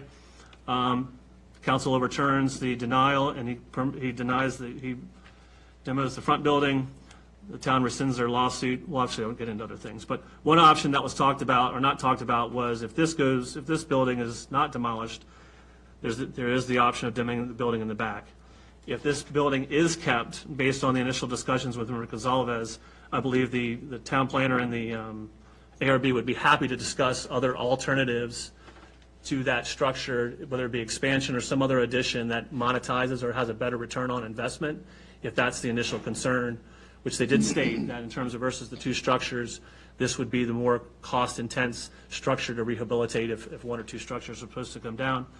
If we can work with him to lessen that delta, we'd be happy to talk to him about that. So thank you, council members, members of the public going through. Again, this is the criteria and the policies and the guidelines for which we've evaluated this. We've tried to be as factual as possible in those findings, and we're prepared to answer questions by the council. So, thank you. Can you summarize your points? What's that? Can you summarize your points? I'm with the government. I'm here to help. So, Mr. Mayor, if I may. Please. Marchant, thank you for taking the oxygen out of the room. No, only kidding. Thank you for that very comprehensive overview. I think it's very helpful because I think it's important that people understand this isn't a haphazard decision, right, Marchant? This isn't a very haphazard decision. This is a process that the ARB followed. Correct. And follows and applies it against our comprehensive plan and other policies and procedures, correct? correct. Okay. And it's often not a popular position either, popular analysis either. Understood. And so I was struck in both the letter of September 7th, I think, whatever that was, the date, and September 23rd from Mr. Gonsalves, that the alternative to demolition is to rehab it, which I am open to and was my original plan. I'm just going to go with his words. Now, the other troubling part of this is that I submitted the COA because the town attorney and town planner had a meeting with me and where we agreed to remove the 1940 home. Now, I think we talked about that at the work session, but if you could again, town planner and town attorney, just address that statement. So the town attorney and myself, Mr. Gonsalves, had a meeting in the summer. We have discussed this at several meetings as there was some confusion. We did not tell Mr. Gonsalves which structure. We simply outlined different options for the two structures based. There it is. You got it. We simply discussed options and alternatives for the two structures that occupy the parcel based on a zoning determination and violation that was sent out. So we went through several different scenarios, we gave options, and this is the one that Mr. Gonsalves chose. I have nothing to add to that, that's correct. Very good. It seems to me that given the statements I've heard and the introduction, the tea here by Councilmember Schneider, that I don't see enough here to overturn the ARB's decision. And that's where I stand.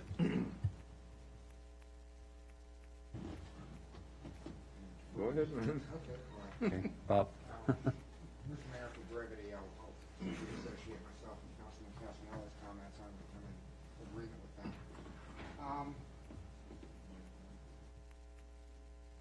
that. Sorry about that. I'll repeat myself. For brevity, I'll associate myself with Councilman Casanello's comments, as I agree with them. As everybody's aware, I've never been a great big fan of the manner in which the Historic District Ordinance was drafted and written. And we're going to see some proposed changes to that coming with the zoning text amendment. But, that being said, the ordinance, at least in this case, is what it is, to sum up something that was earlier said. I guess the crux of the matter is the actions of the ARB. In my view, the ARB has fulfilled their charge. They've adequately memorialized their rationale and their interpretation of the town ordinances. Their reasoning for determining how this particular COA comports or doesn't comport with those ordinances. And at this point in time, it would be somewhat hypocritical of me to come here and try and undermine their efforts and their rationale, given that they've simply done their job and done what they're tasked with. So I would move that the town council uphold the ARB's denial of the certificate of appropriateness for 6712 Jefferson Street. I'll second that. Okay, got a motion and a second. Any final discussions? Yeah, I thought we're still in discussion. Still, discussion still available. So I may not be the right person to give my assessment on older structures within the town. For that very reason, I'm not on the ARB. I'm more a Reagan guy, tear down that wall. But, and I don't agree with the ARB's position in maintaining the older buildings, the structures that may be historical in our town but not be historical in the state or in the nation. So I may not agree with those portions concerning their assessment of the 5. I would delete those portions of it, but I am in support of the position that the ARB has taken. Can I ask a question? Are you not, in the portions that you want to take it out, are you concerned about the 50 years? Is that the issue? No, Or just the historic value, the lack of historic documentation? The way how the ARB came to the position of it being historic, okay, I don't agree with. But I agree with the layout of the steps that they've taken. I agree with the due diligence that they have invested in the property. I would love to know, when was the last time this building was occupied? Less than 2 years? These. When we originally sold it, we were asked to get it vacated because they wanted to take possession so you could do the remodel, and that's when all this mess started. Wow.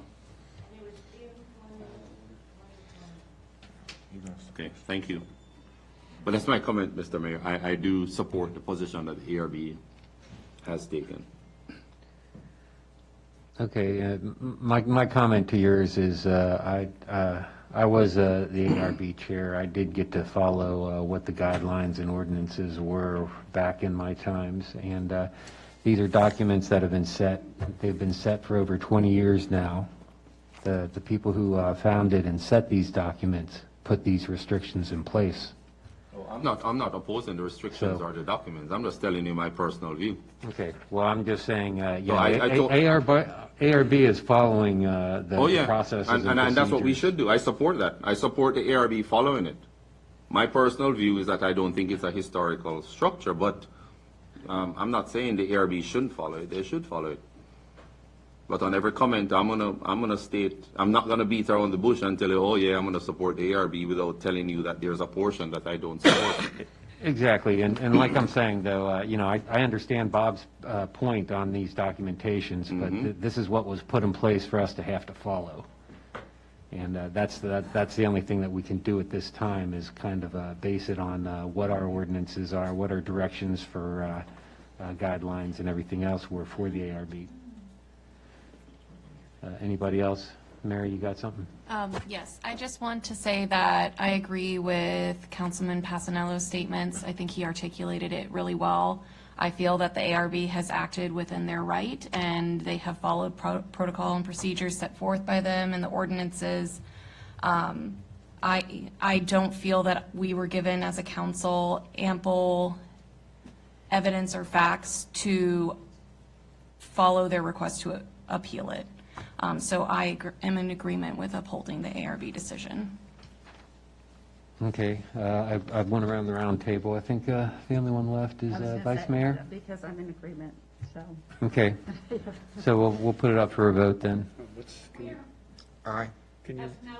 I'm sorry. Can you reread the motion again, please? Oh, I'm sorry.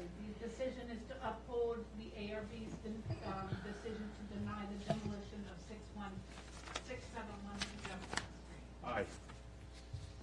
Tater? Yes. Schneider? Yes. Ramirez? Yes. Morris? Yes.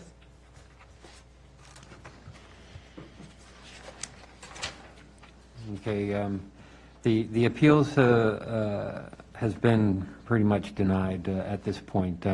If you have any questions or you need to know what your next step of options are, feel free to work with the land planner on this, and she can assist you with what your options are. Yeah, one quick question. Yeah. I did all the stuff legal to build that second house. I just don't understand what, I mean, it's right behind Town Hall, and everybody thinks I'm fibbing about this. I mean, I just don't understand. Y'all keep acting like it's all about the zoning. I mean, I've got a permit and everything for that. Right, the decision tonight, though, was on the I know on the ARB, other house. the demo, yeah. Okay. So does that mean that they both can stay? Right now, you're pretty much stuck with both of them staying until, further decisions are made through the litigation process with what the other end. Okay, thank you. Mm-hmm. You're welcome.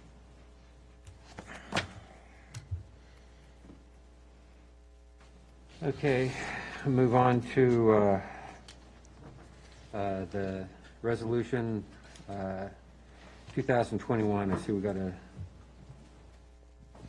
Mr. Mayor, I would move we Yes, approve 13. Resolution 2021-013, resolution of endorsement of Prince William County's application for the Old Carolina Road sidewalk project located in the town of Haymarket. I'll second. Okay, you got a motion and a second. Did it need to be read out or anything for people to understand, or is everybody good with This is the one that passed? I just want everybody to understand this is the county's, this is application for the section Yes. from the bridge to Heathcote and is separate from the town financed section that we're doing in front of the parks, just so there's no confusion. Sorry, I may ask, just for the detail real quick. So there is a crossing that's going to go from the bridge From the- side over. From the west to the east, correct. It's Okay. included in the resolution, This is the project, okay. crosswalk. So, Sorry, I'll let, so where the sidewalk turn your microphone. is- Sorry. So where the sidewalk is on the bridge, where that ends, there will be a crosswalk to across the other side of the street. Currently, where they're doing like construction for the underground power lines. And then from there, it's going to go to Heathcote. So it's on the other side. So you have to cross the street twice. Yes, No, only but, because there's not enough space to safely put a sidewalk on the other side of the bridge as it's constructed currently. Other side of the road. Yeah, we're gonna build something. South of Jordan Lane or north of Jordan Lane? Yeah, how dare you? Emily, Question? is the crosswalk south or north of Jordan Lane? I mean, not that, I'm just curious. Chris has worked directly with Paolo from the Transportation Department of the county, so he can better answer that. We don't have a design well enough to really speak to it, right? Well, yeah, it was highlighted on the plans. Yeah. I think there was a Saw picture preliminary of it plan. At some point. Right now, it is planned for north of Jordan. Okay, that actually makes more sense. Here. North of Jordan? Yeah. Correct. Right. Because there is a potential development coming in Yeah. inside town on the left side at Walter Robinson. So they would construct some sidewalk and an entrance there, which would increase the location of that crosswalk north of Jordan. Yeah, that makes sense. The tax maps, you can see what has been proposed for development there. So on the, sorry to belabor this, on the east side, we have rights of way already dedicated through the site plans, right? On the why west we're side. That's why we're going on. On the west So On the side. west side, on the town side, on the west side, we have easements. Okay, on the west side is the bridge side. So No, the west, never eat sour watermelon. Get your compass points right. So I've got my compass straight. What's the question? The area in front of Jordan Lane, we have easements for, or will have easements for. The county's easements are on the other side of Old Carolina, that they acquired as part of the the rezonings for all those medical office buildings they approved back in the 90s. Never eat sour watermelon. East. North. That's north. That's north. Which would That's make east. this side of it west and this side of it east. Anyway, Is this an agenda item? I will just confirm what we're approving, because, thank you very much. So, I'm going to belabor this for a second. So, Heathcote, when Heathcote was built, the 10-foot trail was on the, you missed me last week. East side. Was On the east side of Old Carolina, When the correct. bridge was built, it was originally on the east side. Yep. But they said they could not, there was not enough right-of-way, and there's some other topography issues that they put it on the west. Yeah. So now we have two trails that don't, similar trails that don't link up. And this crosswalk is to connect the two. This is the interim sort of solution to get people safely from Haymarket to Heathcote. And then we'll presume at some point in the future, the west side trail will be completed as those sites develop. Is that safe? So eventually, we're going That to is have... not safe to assume, because the county does have easements to allow for that connection, This money's for. almost all the way to Heathcote, but there's a section in the middle where they don't have it and is, got some constraints that might make it impossible. Yeah, with the houses. Okay, the ideal situation would be to match what's on the other side of Heathcote, but Yeah. this is a good interim step, so thanks for indulging me. And I'm sorry, I don't mean to interrupt, but did we throw out a timeline? Do we have any idea, Chris? So based on the TA program, they would find out if they received the funding by 2024, and if the timeline that was provided to the town, similar to our sidewalk, it would be a 2027. So It's a county, it's not a county. Okay. yeah, that's just the estimated timeline we got, just assuming that it's the same for them. It's a little longer sidewalk, but you are correct with it being the county. There could be some differences there. That's all I have, Mr. Mayor, thanks. Joe? I just want to clarify from my understanding, because there's been a lot of discussion here. So we're saying that the bridge is going to extend on the west side, the sidewalk, past Jordan, and then cross over? Correct. Okay.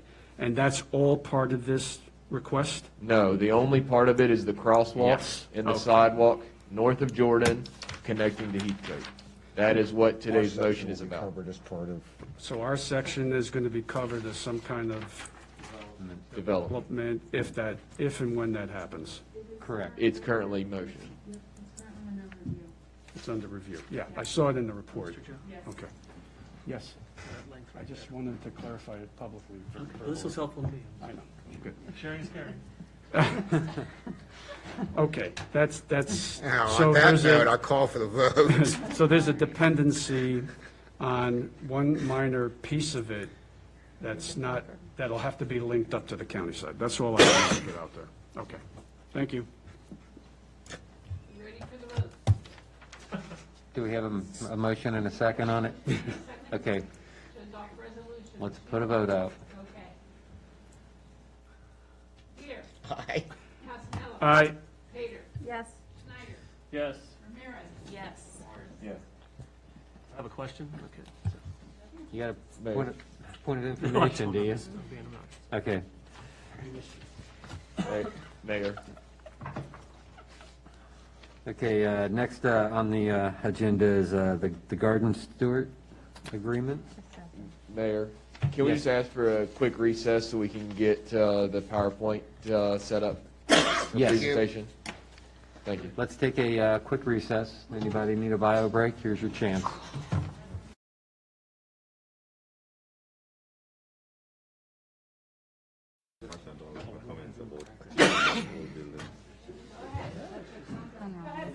Yeah, before we continue though, who can we dismiss? Oh, not me. No, the chief and our treasurer. Martin, do you need me, do you need to be around for me to read my comment, or are you good? No, sir, if you got the email, then we're good. Let me just double check that I got it. Yeah, please. Huh? Leave him. Stay. What's that? Yeah, unless you want, Kick him out? just timing on the ZTA notice, how long do we have to have that in before?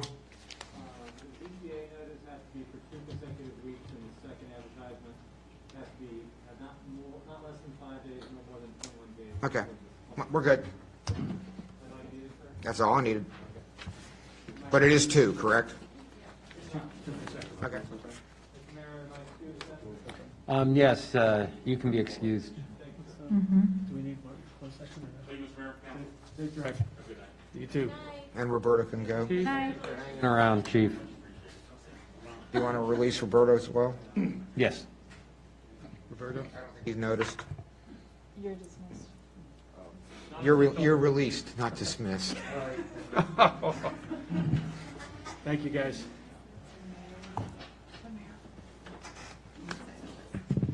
If you guys are ready, I'll give just a quick intro on what we're about to talk here on. Is good? Yes. So as I mentioned at the work session, we have been approached by Nadia Stewart, the founder of Rooted in Education, to discuss opportunities for the community garden that's currently at the town park. So some of you are very familiar with the garden. Other of you may not have been up there yet, but we have 16 boxes that currently sit behind. And we do, I think, have an image of it in the PowerPoint. So I'm going to turn it over to Nadia to present her ideas and discussion. If council has any questions for myself or her, please let us know. And then ultimately, we would like to work towards a discussion of what the next steps may be. So I will turn it over to Nadia. Thank you. Can you hear me? Yes. Good evening. Good evening. Thank you for having me. I am Nadia Stewart. I'm the founder and executive director of Rooted in Education, a 501c3 nonprofit that is based here in the town of Haymarket. And I'm here tonight to seek approval for the revitalization of the community garden for the town of Haymarket, and I am pleased to speak before you this evening. I'd like to begin just to share a little bit about Rooted in Education and how we serve the community. In 2016, we came together as a board with individuals representing teachers, businesses, and parents who were passionate about ensuring that all children have access to enrichment education opportunities. Our focus was primarily on funding grants to provide access to at-school enrichment programs for elementary students who would not otherwise be able to participate due to financial burden. And that stayed our primary focus until 2020. And as you all know, in 2020, our lives changed greatly, particularly in the area of education. Schools were shut down and were overwhelmed by the prospect of continuing education at a distance. And thereby enrichment programs came to a complete halt.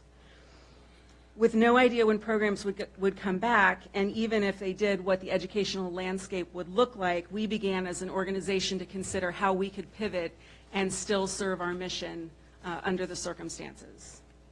And what we observed was that there were 2 very real needs that schools were being called on to meet.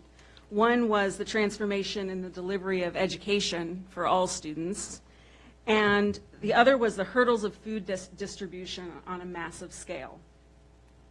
We experienced in a very public way the reality of the stress and anxiety that many of our neighbors face to fill their pantries and refrigerators, and the impact that it must have had on the students who depend on those food programs to eat, many of which would have been recipients of our educational grants. And so it was at that moment that we went from planting seeds for education to planting seeds for education, nourishment, and connection to food source.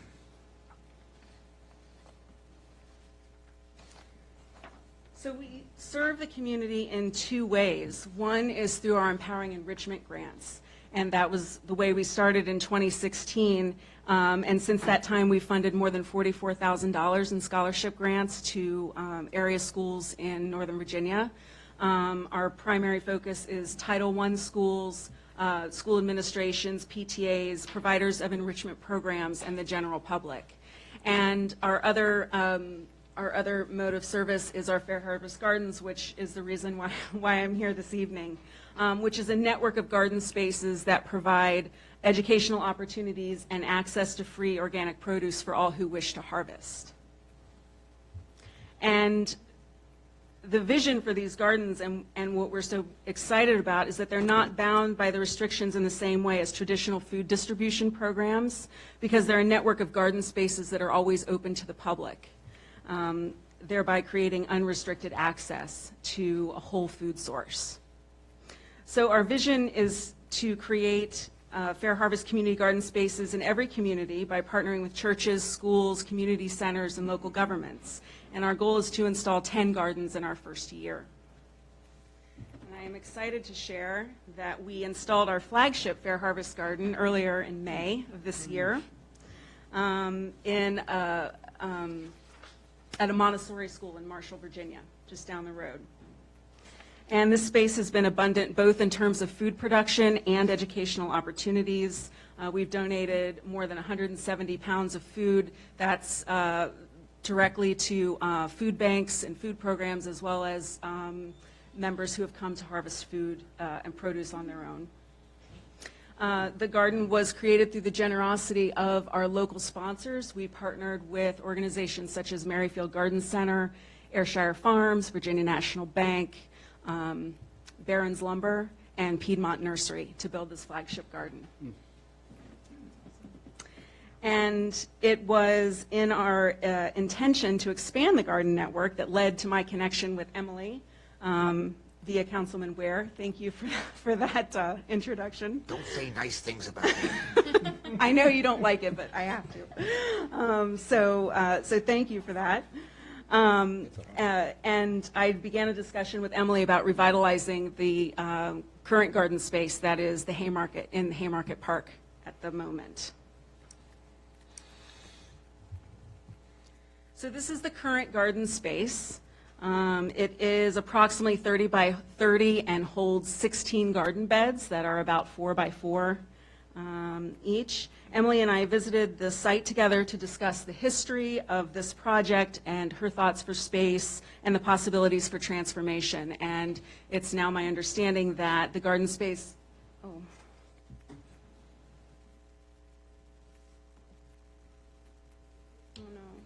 There we go. Oh, there we go. I won't touch it. It's my understanding that the garden space was put in 2018 as part of an Eagle Scout project. And that currently now there are 1 or 2 Girl Scout troops that do use it to do some gardening, but for the most part, it's left unattended. So Emily shared that she would like, if there was a transformation to the garden, she would like the integrity of the space that the Eagle Scout built to be left in as much of what we can have to honor the work that he did. And so using that instruction, we created what our proposed design of the garden space would be. We would leave the original perimeter there. We wouldn't expand it any further. We would put a door in the center. That would be the entryway. We would remove the first 4 garden raised boxes to provide an entryway space. There would be seating and a small cabinet for garden storage. The triangles in the corner represent a vertical growing space that we would use to grow up the sides. And the icons down the middle walkway represent archway trellises that we would use to, again, maximize vertical growing space as well as create shade for visitors.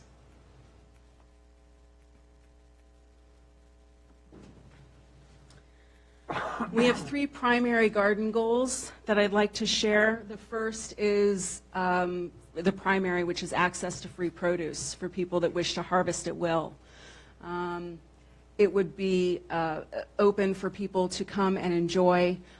We would be able to provide support for local food programs, any produce that wasn't harvested by the general public. As is our custom now, we would go in, we would harvest that produce and deliver it to local food banks and pantries. And we would also like to partner with local restaurants to offer recipes in the garden for people. It would be fun in one of two ways. One, it would generate a reason for people to come and visit and see what's growing in the garden, but it also is a way for those local businesses to become involved and promote what they're doing. Additionally, the educational piece is core to our mission, and the gardens are living laboratories, and they provide a wonderful space to do just that. There are a couple of preschools that are very close to that garden space that could use it for nature walks. And we could offer, we would love to offer workshops there. It would make sense to obviously do garden workshops for people that are interested in gardening. But you could also use the space for more traditional enrichment programs for children, such as STEM and art. You could even use it for a mental health space and have meditation mornings where people could go and enjoy the space. And there are many opportunities for partnerships and collaborations, one of which I mentioned earlier. I know the Girl Scouts are currently using one or two of those boxes. We would be happy to reach out to them and see in which way they'd like to continue using the garden space, if it's to sponsor one of those beds, or if they just wanted to be part of our volunteers, that when we were working in the garden, they came and they could assist and work on service projects that they wanted to complete there as well. And the third goal is just a local sanctuary to celebrate nature and enrich our quality of life. Every time I visit there, I'm struck by how many communities, both existing and future communities that we have being built in the area, that are walkable. And so this provides a walkable venue for connection to nature, food source, and community for people that are living in the town of Haymarket. So the partnership vision.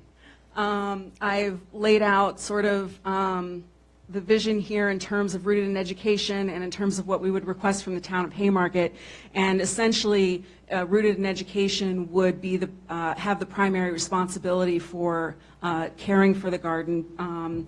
And from a maintenance perspective, we're talking about planning, construction of the garden space, repair, weeding, watering, sow and harvest. That's responsible for the seeds, the plants, crop care, harvest supplies for the community. Of course, they could bring their own, but we would have bags and things of that nature there for the community to use and create a welcoming space, as well as communication, both in terms of administrative signage as well as educational signage.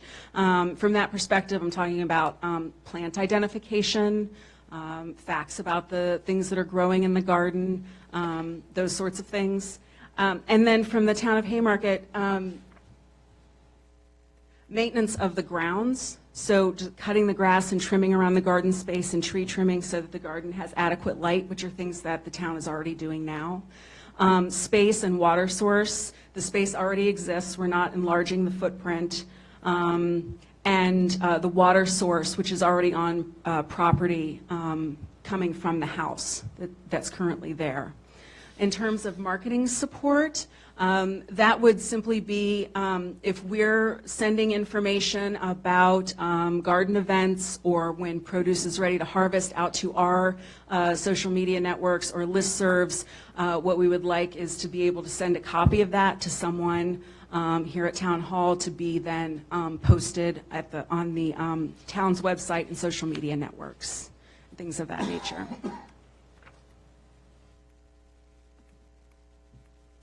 So at this time, I want to thank you for allowing me to share Rooted in Education and the ideas that we have for the community garden, and I welcome any questions, ideas, or inspiration you wish to share. Council, if I could just add one quick note. As Nadia mentioned, her and I met at the site and had additional meetings, and as a town staff member, I'm fully in support of this.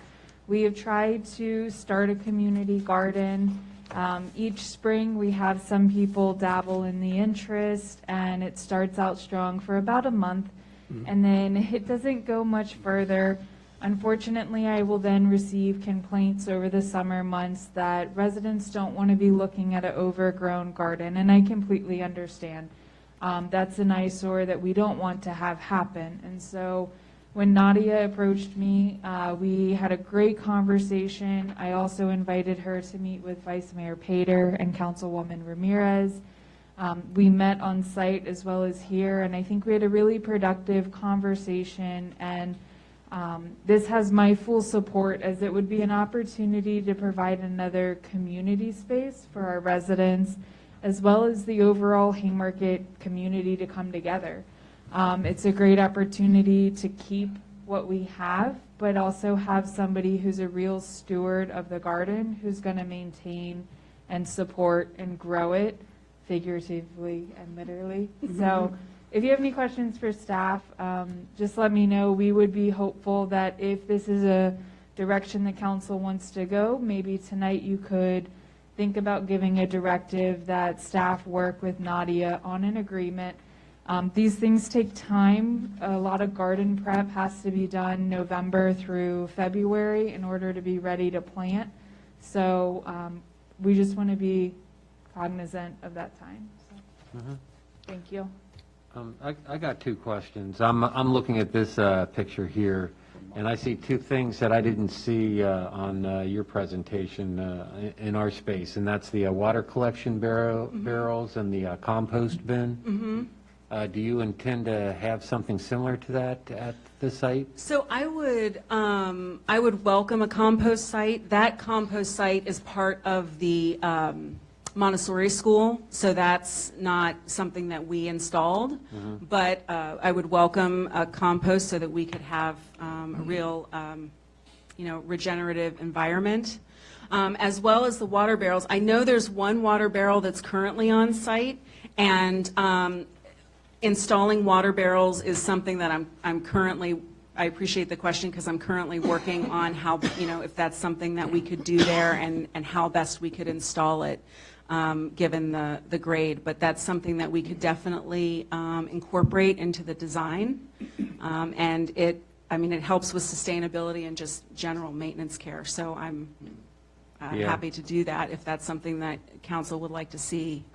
Yeah, well, to tell you the truth, I'd love to see a compost bin. I don't know how it would fit on property, but this is a good educational resource to teach the Harry homeowner what's required for a compost, so that if they wanted to try and recycle their grass clippings or whatever, right, they could, even though I know grass is one of the worst things to try to compost, but...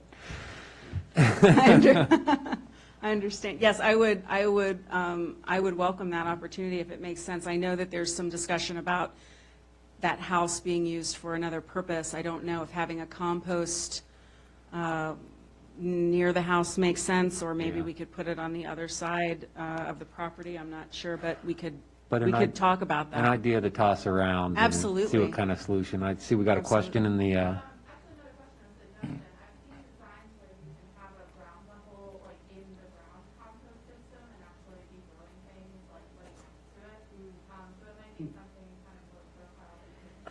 Out of my realm. Absolutely, we could look into what that would entail. Right. Right. Hey, Caitlin, just so you know, we are recruiting you for the next town council. I just wanted to make sure it goes on record. Recruitment underway. Marchant. So you already covered it. So you have adequate sun. I know we've targeted some trees that need to come down, but you have adequate sunshine, I guess, to be able to grow. The only other cost to the town, you're providing all the materials. We're providing all the materials, all the building materials, maintenance, planting. Grass we already cut, we're under contract. Yes. We're on well water still, right? So the only cost we have is electricity to pump the well pump, right? I thought that they transitioned over to public water. Okay, there is the well, I guess that was my point, is we do have the wellhead. We have two. We have one that has a structure around it, and we have the other that's behind it. So if there's an opportunity to use that, if we are on public water, which we're paying per month, being on a well, it would just be the cost of either the gravity pump or whatever.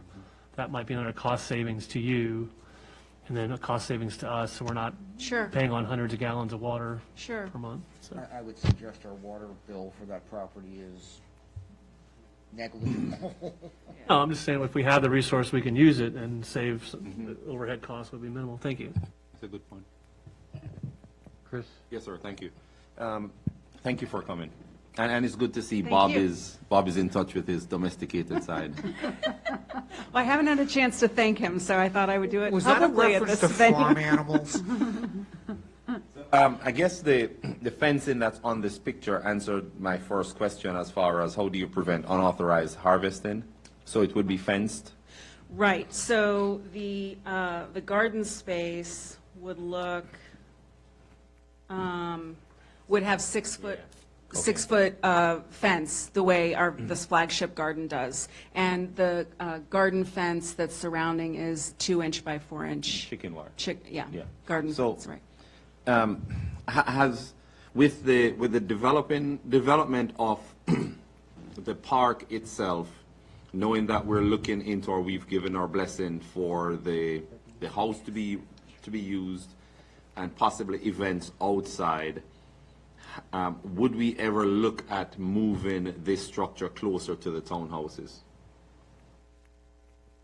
to allow more green area between, a longer green area between the tree line and behind the garage?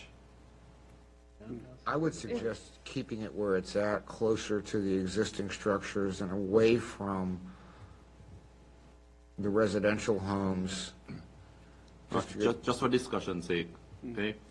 Would that area between this structure and the townhouses then become unusable? Townhouses. May I? Townhouses or single family? They're townhouses. Single family. Yeah, where Matt lives. Matt lives a single family? Yeah. it's a May I- single family. North, adjacent to, Yeah, moving it north. I'm glad to closer see you got the your townhouse. directions right. Closer to For once. the single family homes. May I speak And to? then probably make it longer if we do that. Sorry, May go I ahead. speak to a quick point? So we did have that other park discussion. I think we're still in a very first phase discussion of that concept and doing events. At this time, what staff has heard and what a previous, I believe, study was done for the master plan was to relatively leave this park as a pretty passive use. Marchand, I'm looking at you to correct me if I'm wrong. So with that being in mind, we have tried with what we've done at the park and what we've put in to include the playground. We have tried to keep it so that it's not in somebody else's backyard. We have very minimal vegetation buffers as it is, and those are very, very slow growing. And so I think with this concept, I worked closely with Alexander to keep it in its location so someone didn't feel like they constantly had people in their backyard tending to a garden, playing on a playground. And so I think maybe we try an initial phase and let's see how it goes. And who knows, in 1 year, Nadia might come back and say, I need to expand this, double the size, and here's my ideas for it. That would show that it's very fruitful and is a I saw great, what you did there. great asset for the community. But I would say for now, we consider leaving it and just test the waters with our surrounding neighbors and try to be a good neighbor. Okay, so you mentioned 2 points. You Okay. mentioned a buffer, Yes. which we don't have a buffer right now, and this could possibly be that buffer. And you also mentioned expansion, where if it were to be closer to the property line, to the single-family homes, your expansion could go longer, creating a longer buffer. I'm just So- throwing it out there because once... So the way I see it, and maybe I'll reference a personal item. So I myself have a very large garden, and I know that when you start expanding certain sizes, you really need to think about your sunlight, your shade, the kind of ground you're going into, your water sources, all of that. So I think doing a phase like this where we start and we have phase 1 gives everybody the opportunity to test the waters. If we were to move it closer to where it's in their backyard, I don't want to say in their backyard, in the rear of the park property, you do get very close to those very small landscaping beds that were put in. And if you were to see a 6-foot fence while you can see through it, you can see into the garden, it ideally is maintained beautifully, and you have people in there often picking. I think people would really see it as, unfortunately, those residents may see it as a nuisance that there are people always in their backyard. They have very small yards, and a majority of them do not have fences. So for now, I would leave it. You can, if you're thinking of it in a cardinal direction way, you can expand north. You could expand east towards the trees, but you're going to hit more shade. You could expand west and have more sunlight in that area. If you come south, you're getting a little close to the house. So Heard that, Bob? You should learn from her. so if you were to Explain cardinal expand, directions to Marchant. if you were to expand, I would go west. Okay. I would not relocate it closer to those homes and go long and further encumber. That's point. left of north on the compass. My last question has to do with the cost. Is there a cost to residents who may want to come to purchase food from the garden? Or is it solely for donation and for those who are in need? It's solely donation-based. So the garden is for anyone to visit and harvest. Like I said, our main goal is to get food into the hands of people that need it, but anyone can visit and harvest. We'll have an opportunity for people that are so inclined, if they would like to leave a donation, they're welcome to do that. That's how nonprofits work. But that is not the intention, and there will not be a charge on any of the produce coming out of the garden.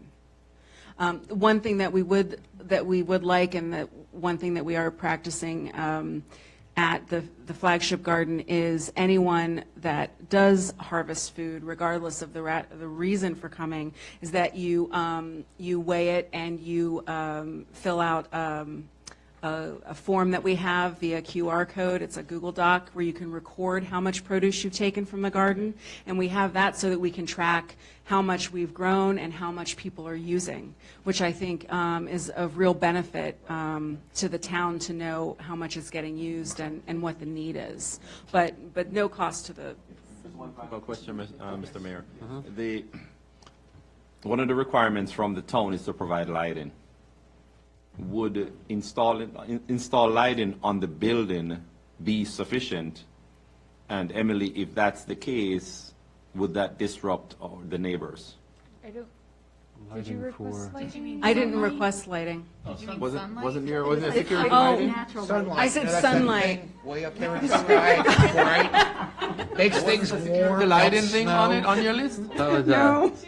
Security, she wants everyone to enjoy it. No. At night. There's no security Sunlight. lighting? park's closed at night, though. Sunlight. We operate, yeah, we really... Okay, my bad then. I thought you needed security lighting at night. Councilman Morris, just so you're aware, we don't pay for sunlight either. No. I'm gonna check your notes. No security. She did say lighting, but it was adequate lighting from. Adequate sunlight, Yeah, that's what I trimming meant. the trees. From the trees. We have no control over that.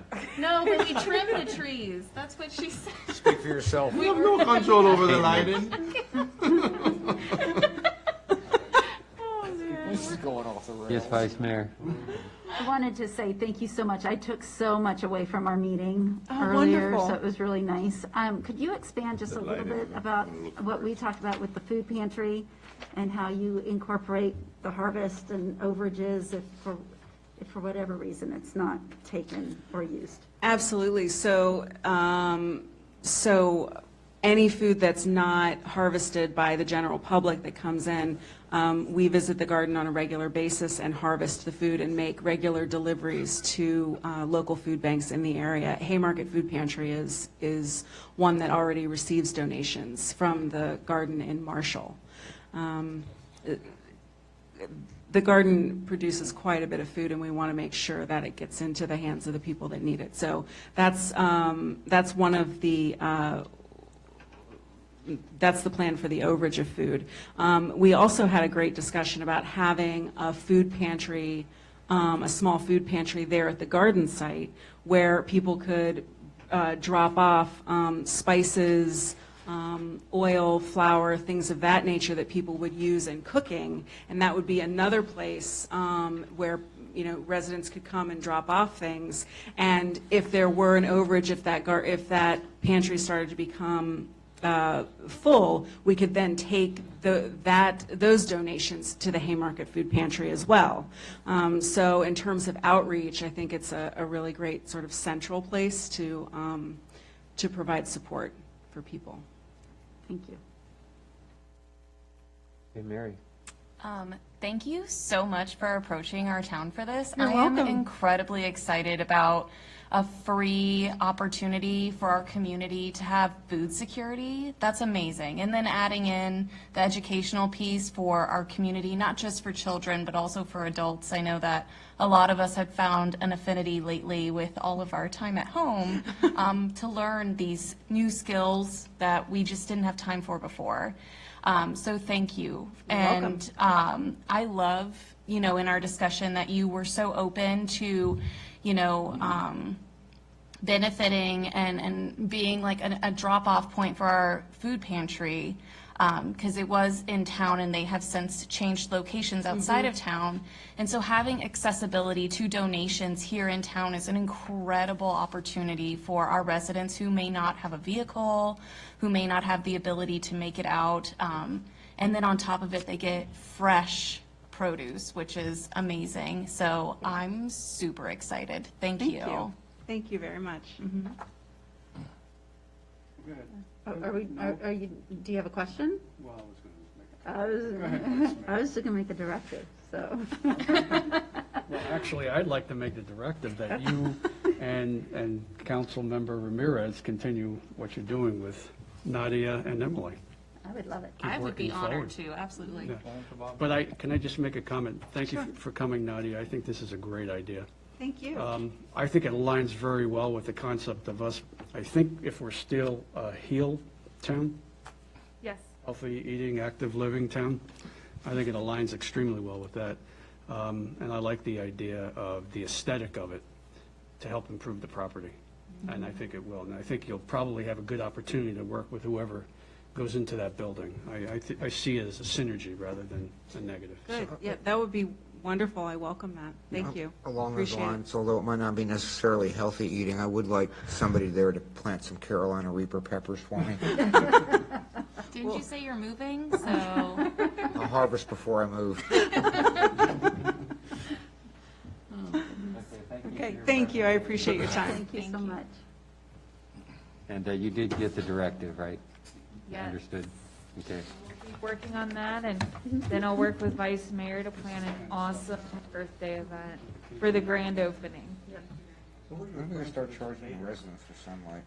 Okay. Oh, like Let's unauthorized. let's get moving. Let's not drag this on. Everybody's allowed to come. Yeah, well, they can't just show up and harvest. Yeah, they can. No, That's the whole point.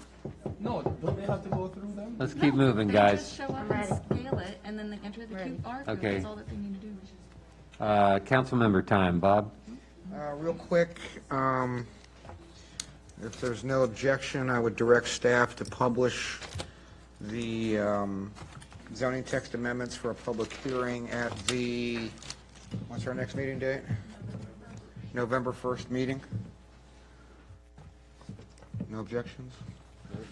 Go ahead and get that squared away. Somebody mentioned the canopy earlier. I hope everybody understands the shipping issues and such in the pipeline. We wish that canopy had been installed earlier. I'm guessing, Emily, we're not going to make it up at all this year, but it's going to be ready for installation next year. To be determined. I will try to get those steel posts in the ground. Okay.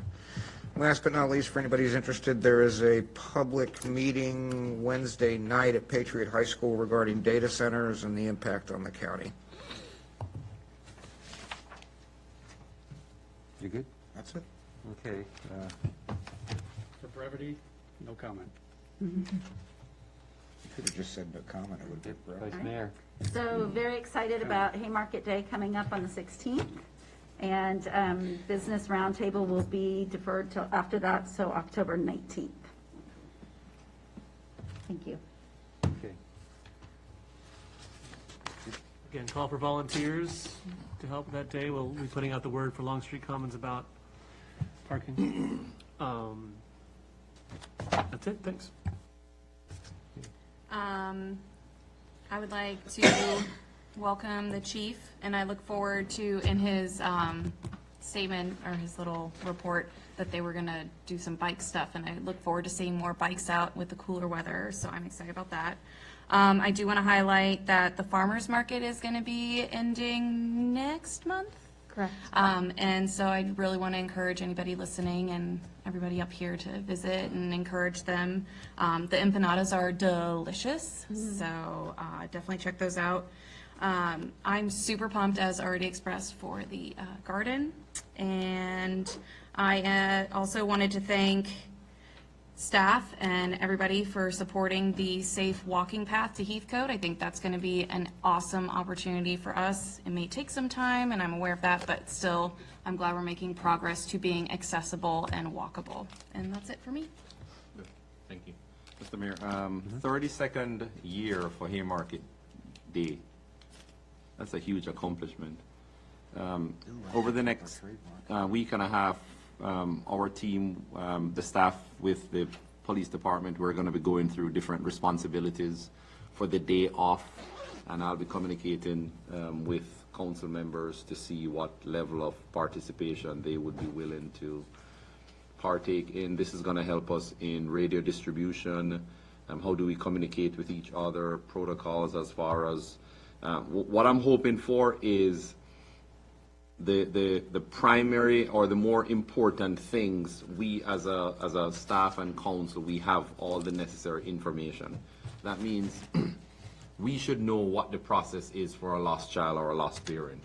We should have all the processes that the police department is gonna follow through. We should all know what the process is if someone gets injured. We should all know the possible route for the ambulance if they have to respond here for an emergency. I just think that the more of us that have that information, we're going to be able to support Emily and the staff and the PD with the efforts on that day. So my hope is to pass on all that information once we iron out everything with the PD and with staff, all the necessary information that needs to be passed to town council, because we're going to be very recognizable, and people may come to us asking us questions, and I think it's beneficial for us to have the answers, or at least direct them to where they can find the answers. Again, I'll stress again the excitement of having Al on board as the chief of police. I think what Joe said earlier is just right on. We went through a good process and selected a good person that's going to lead the department during this time.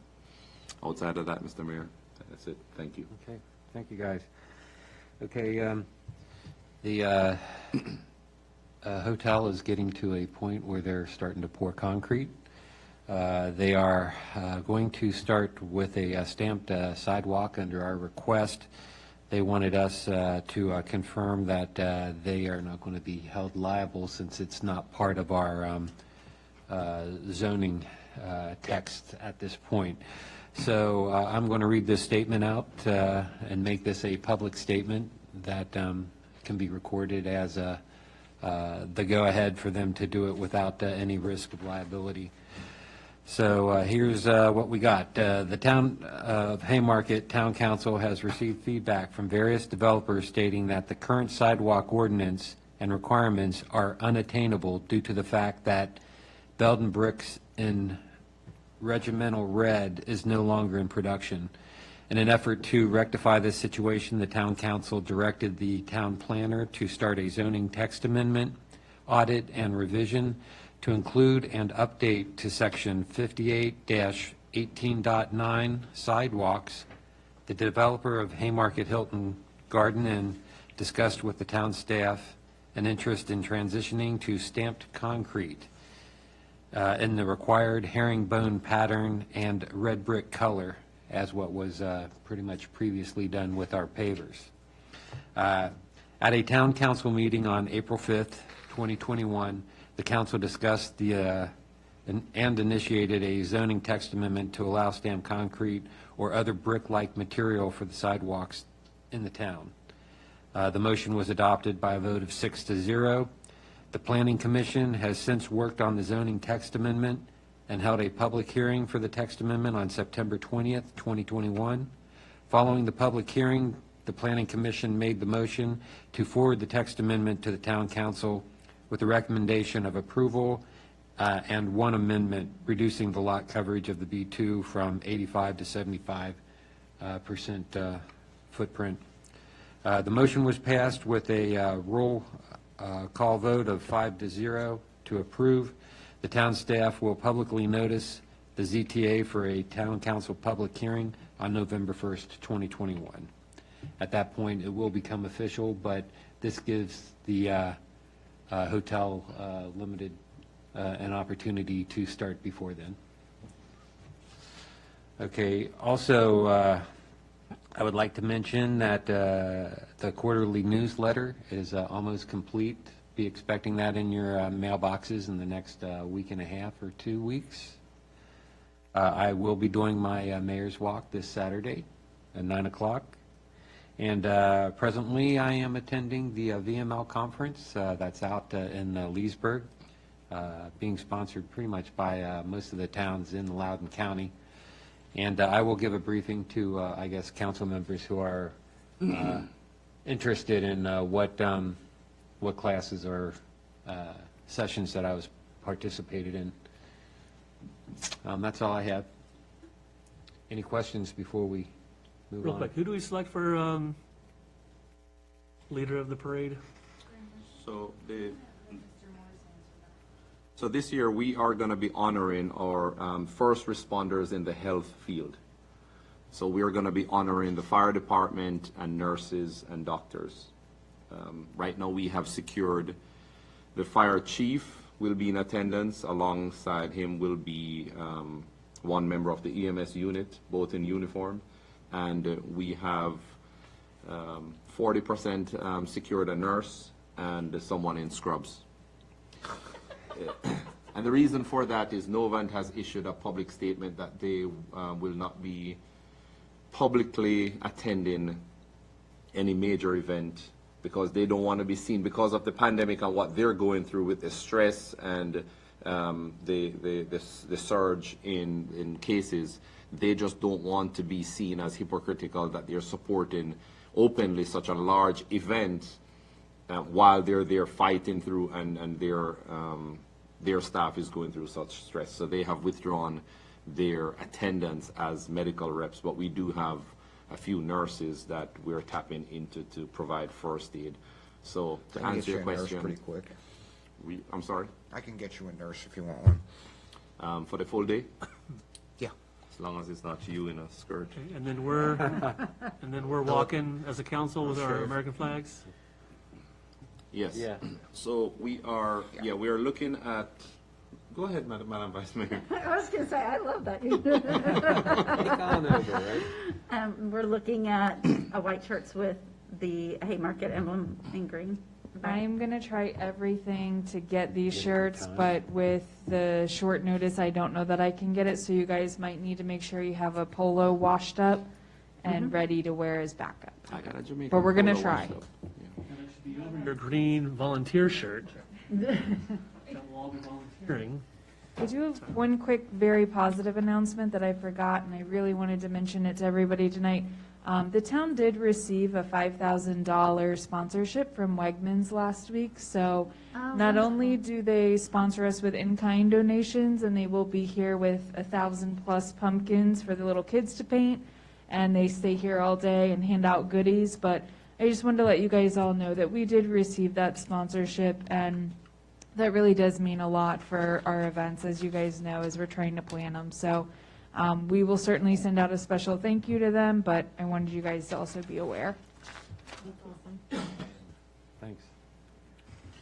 Hey, Bob? Mr. Mayor, I move council convene in closed session to discuss the following, as permitted by Virginia Code Section 2.23711A1, a personnel matter involving personnel matter involving assignment, appointment, promotion, performance, demotion, salaries, disciplining, or resignation of specific public officers, appointees, or employees of the town, specifically dealing with the office of the town manager. Second. All in favor? Aye. Closed session.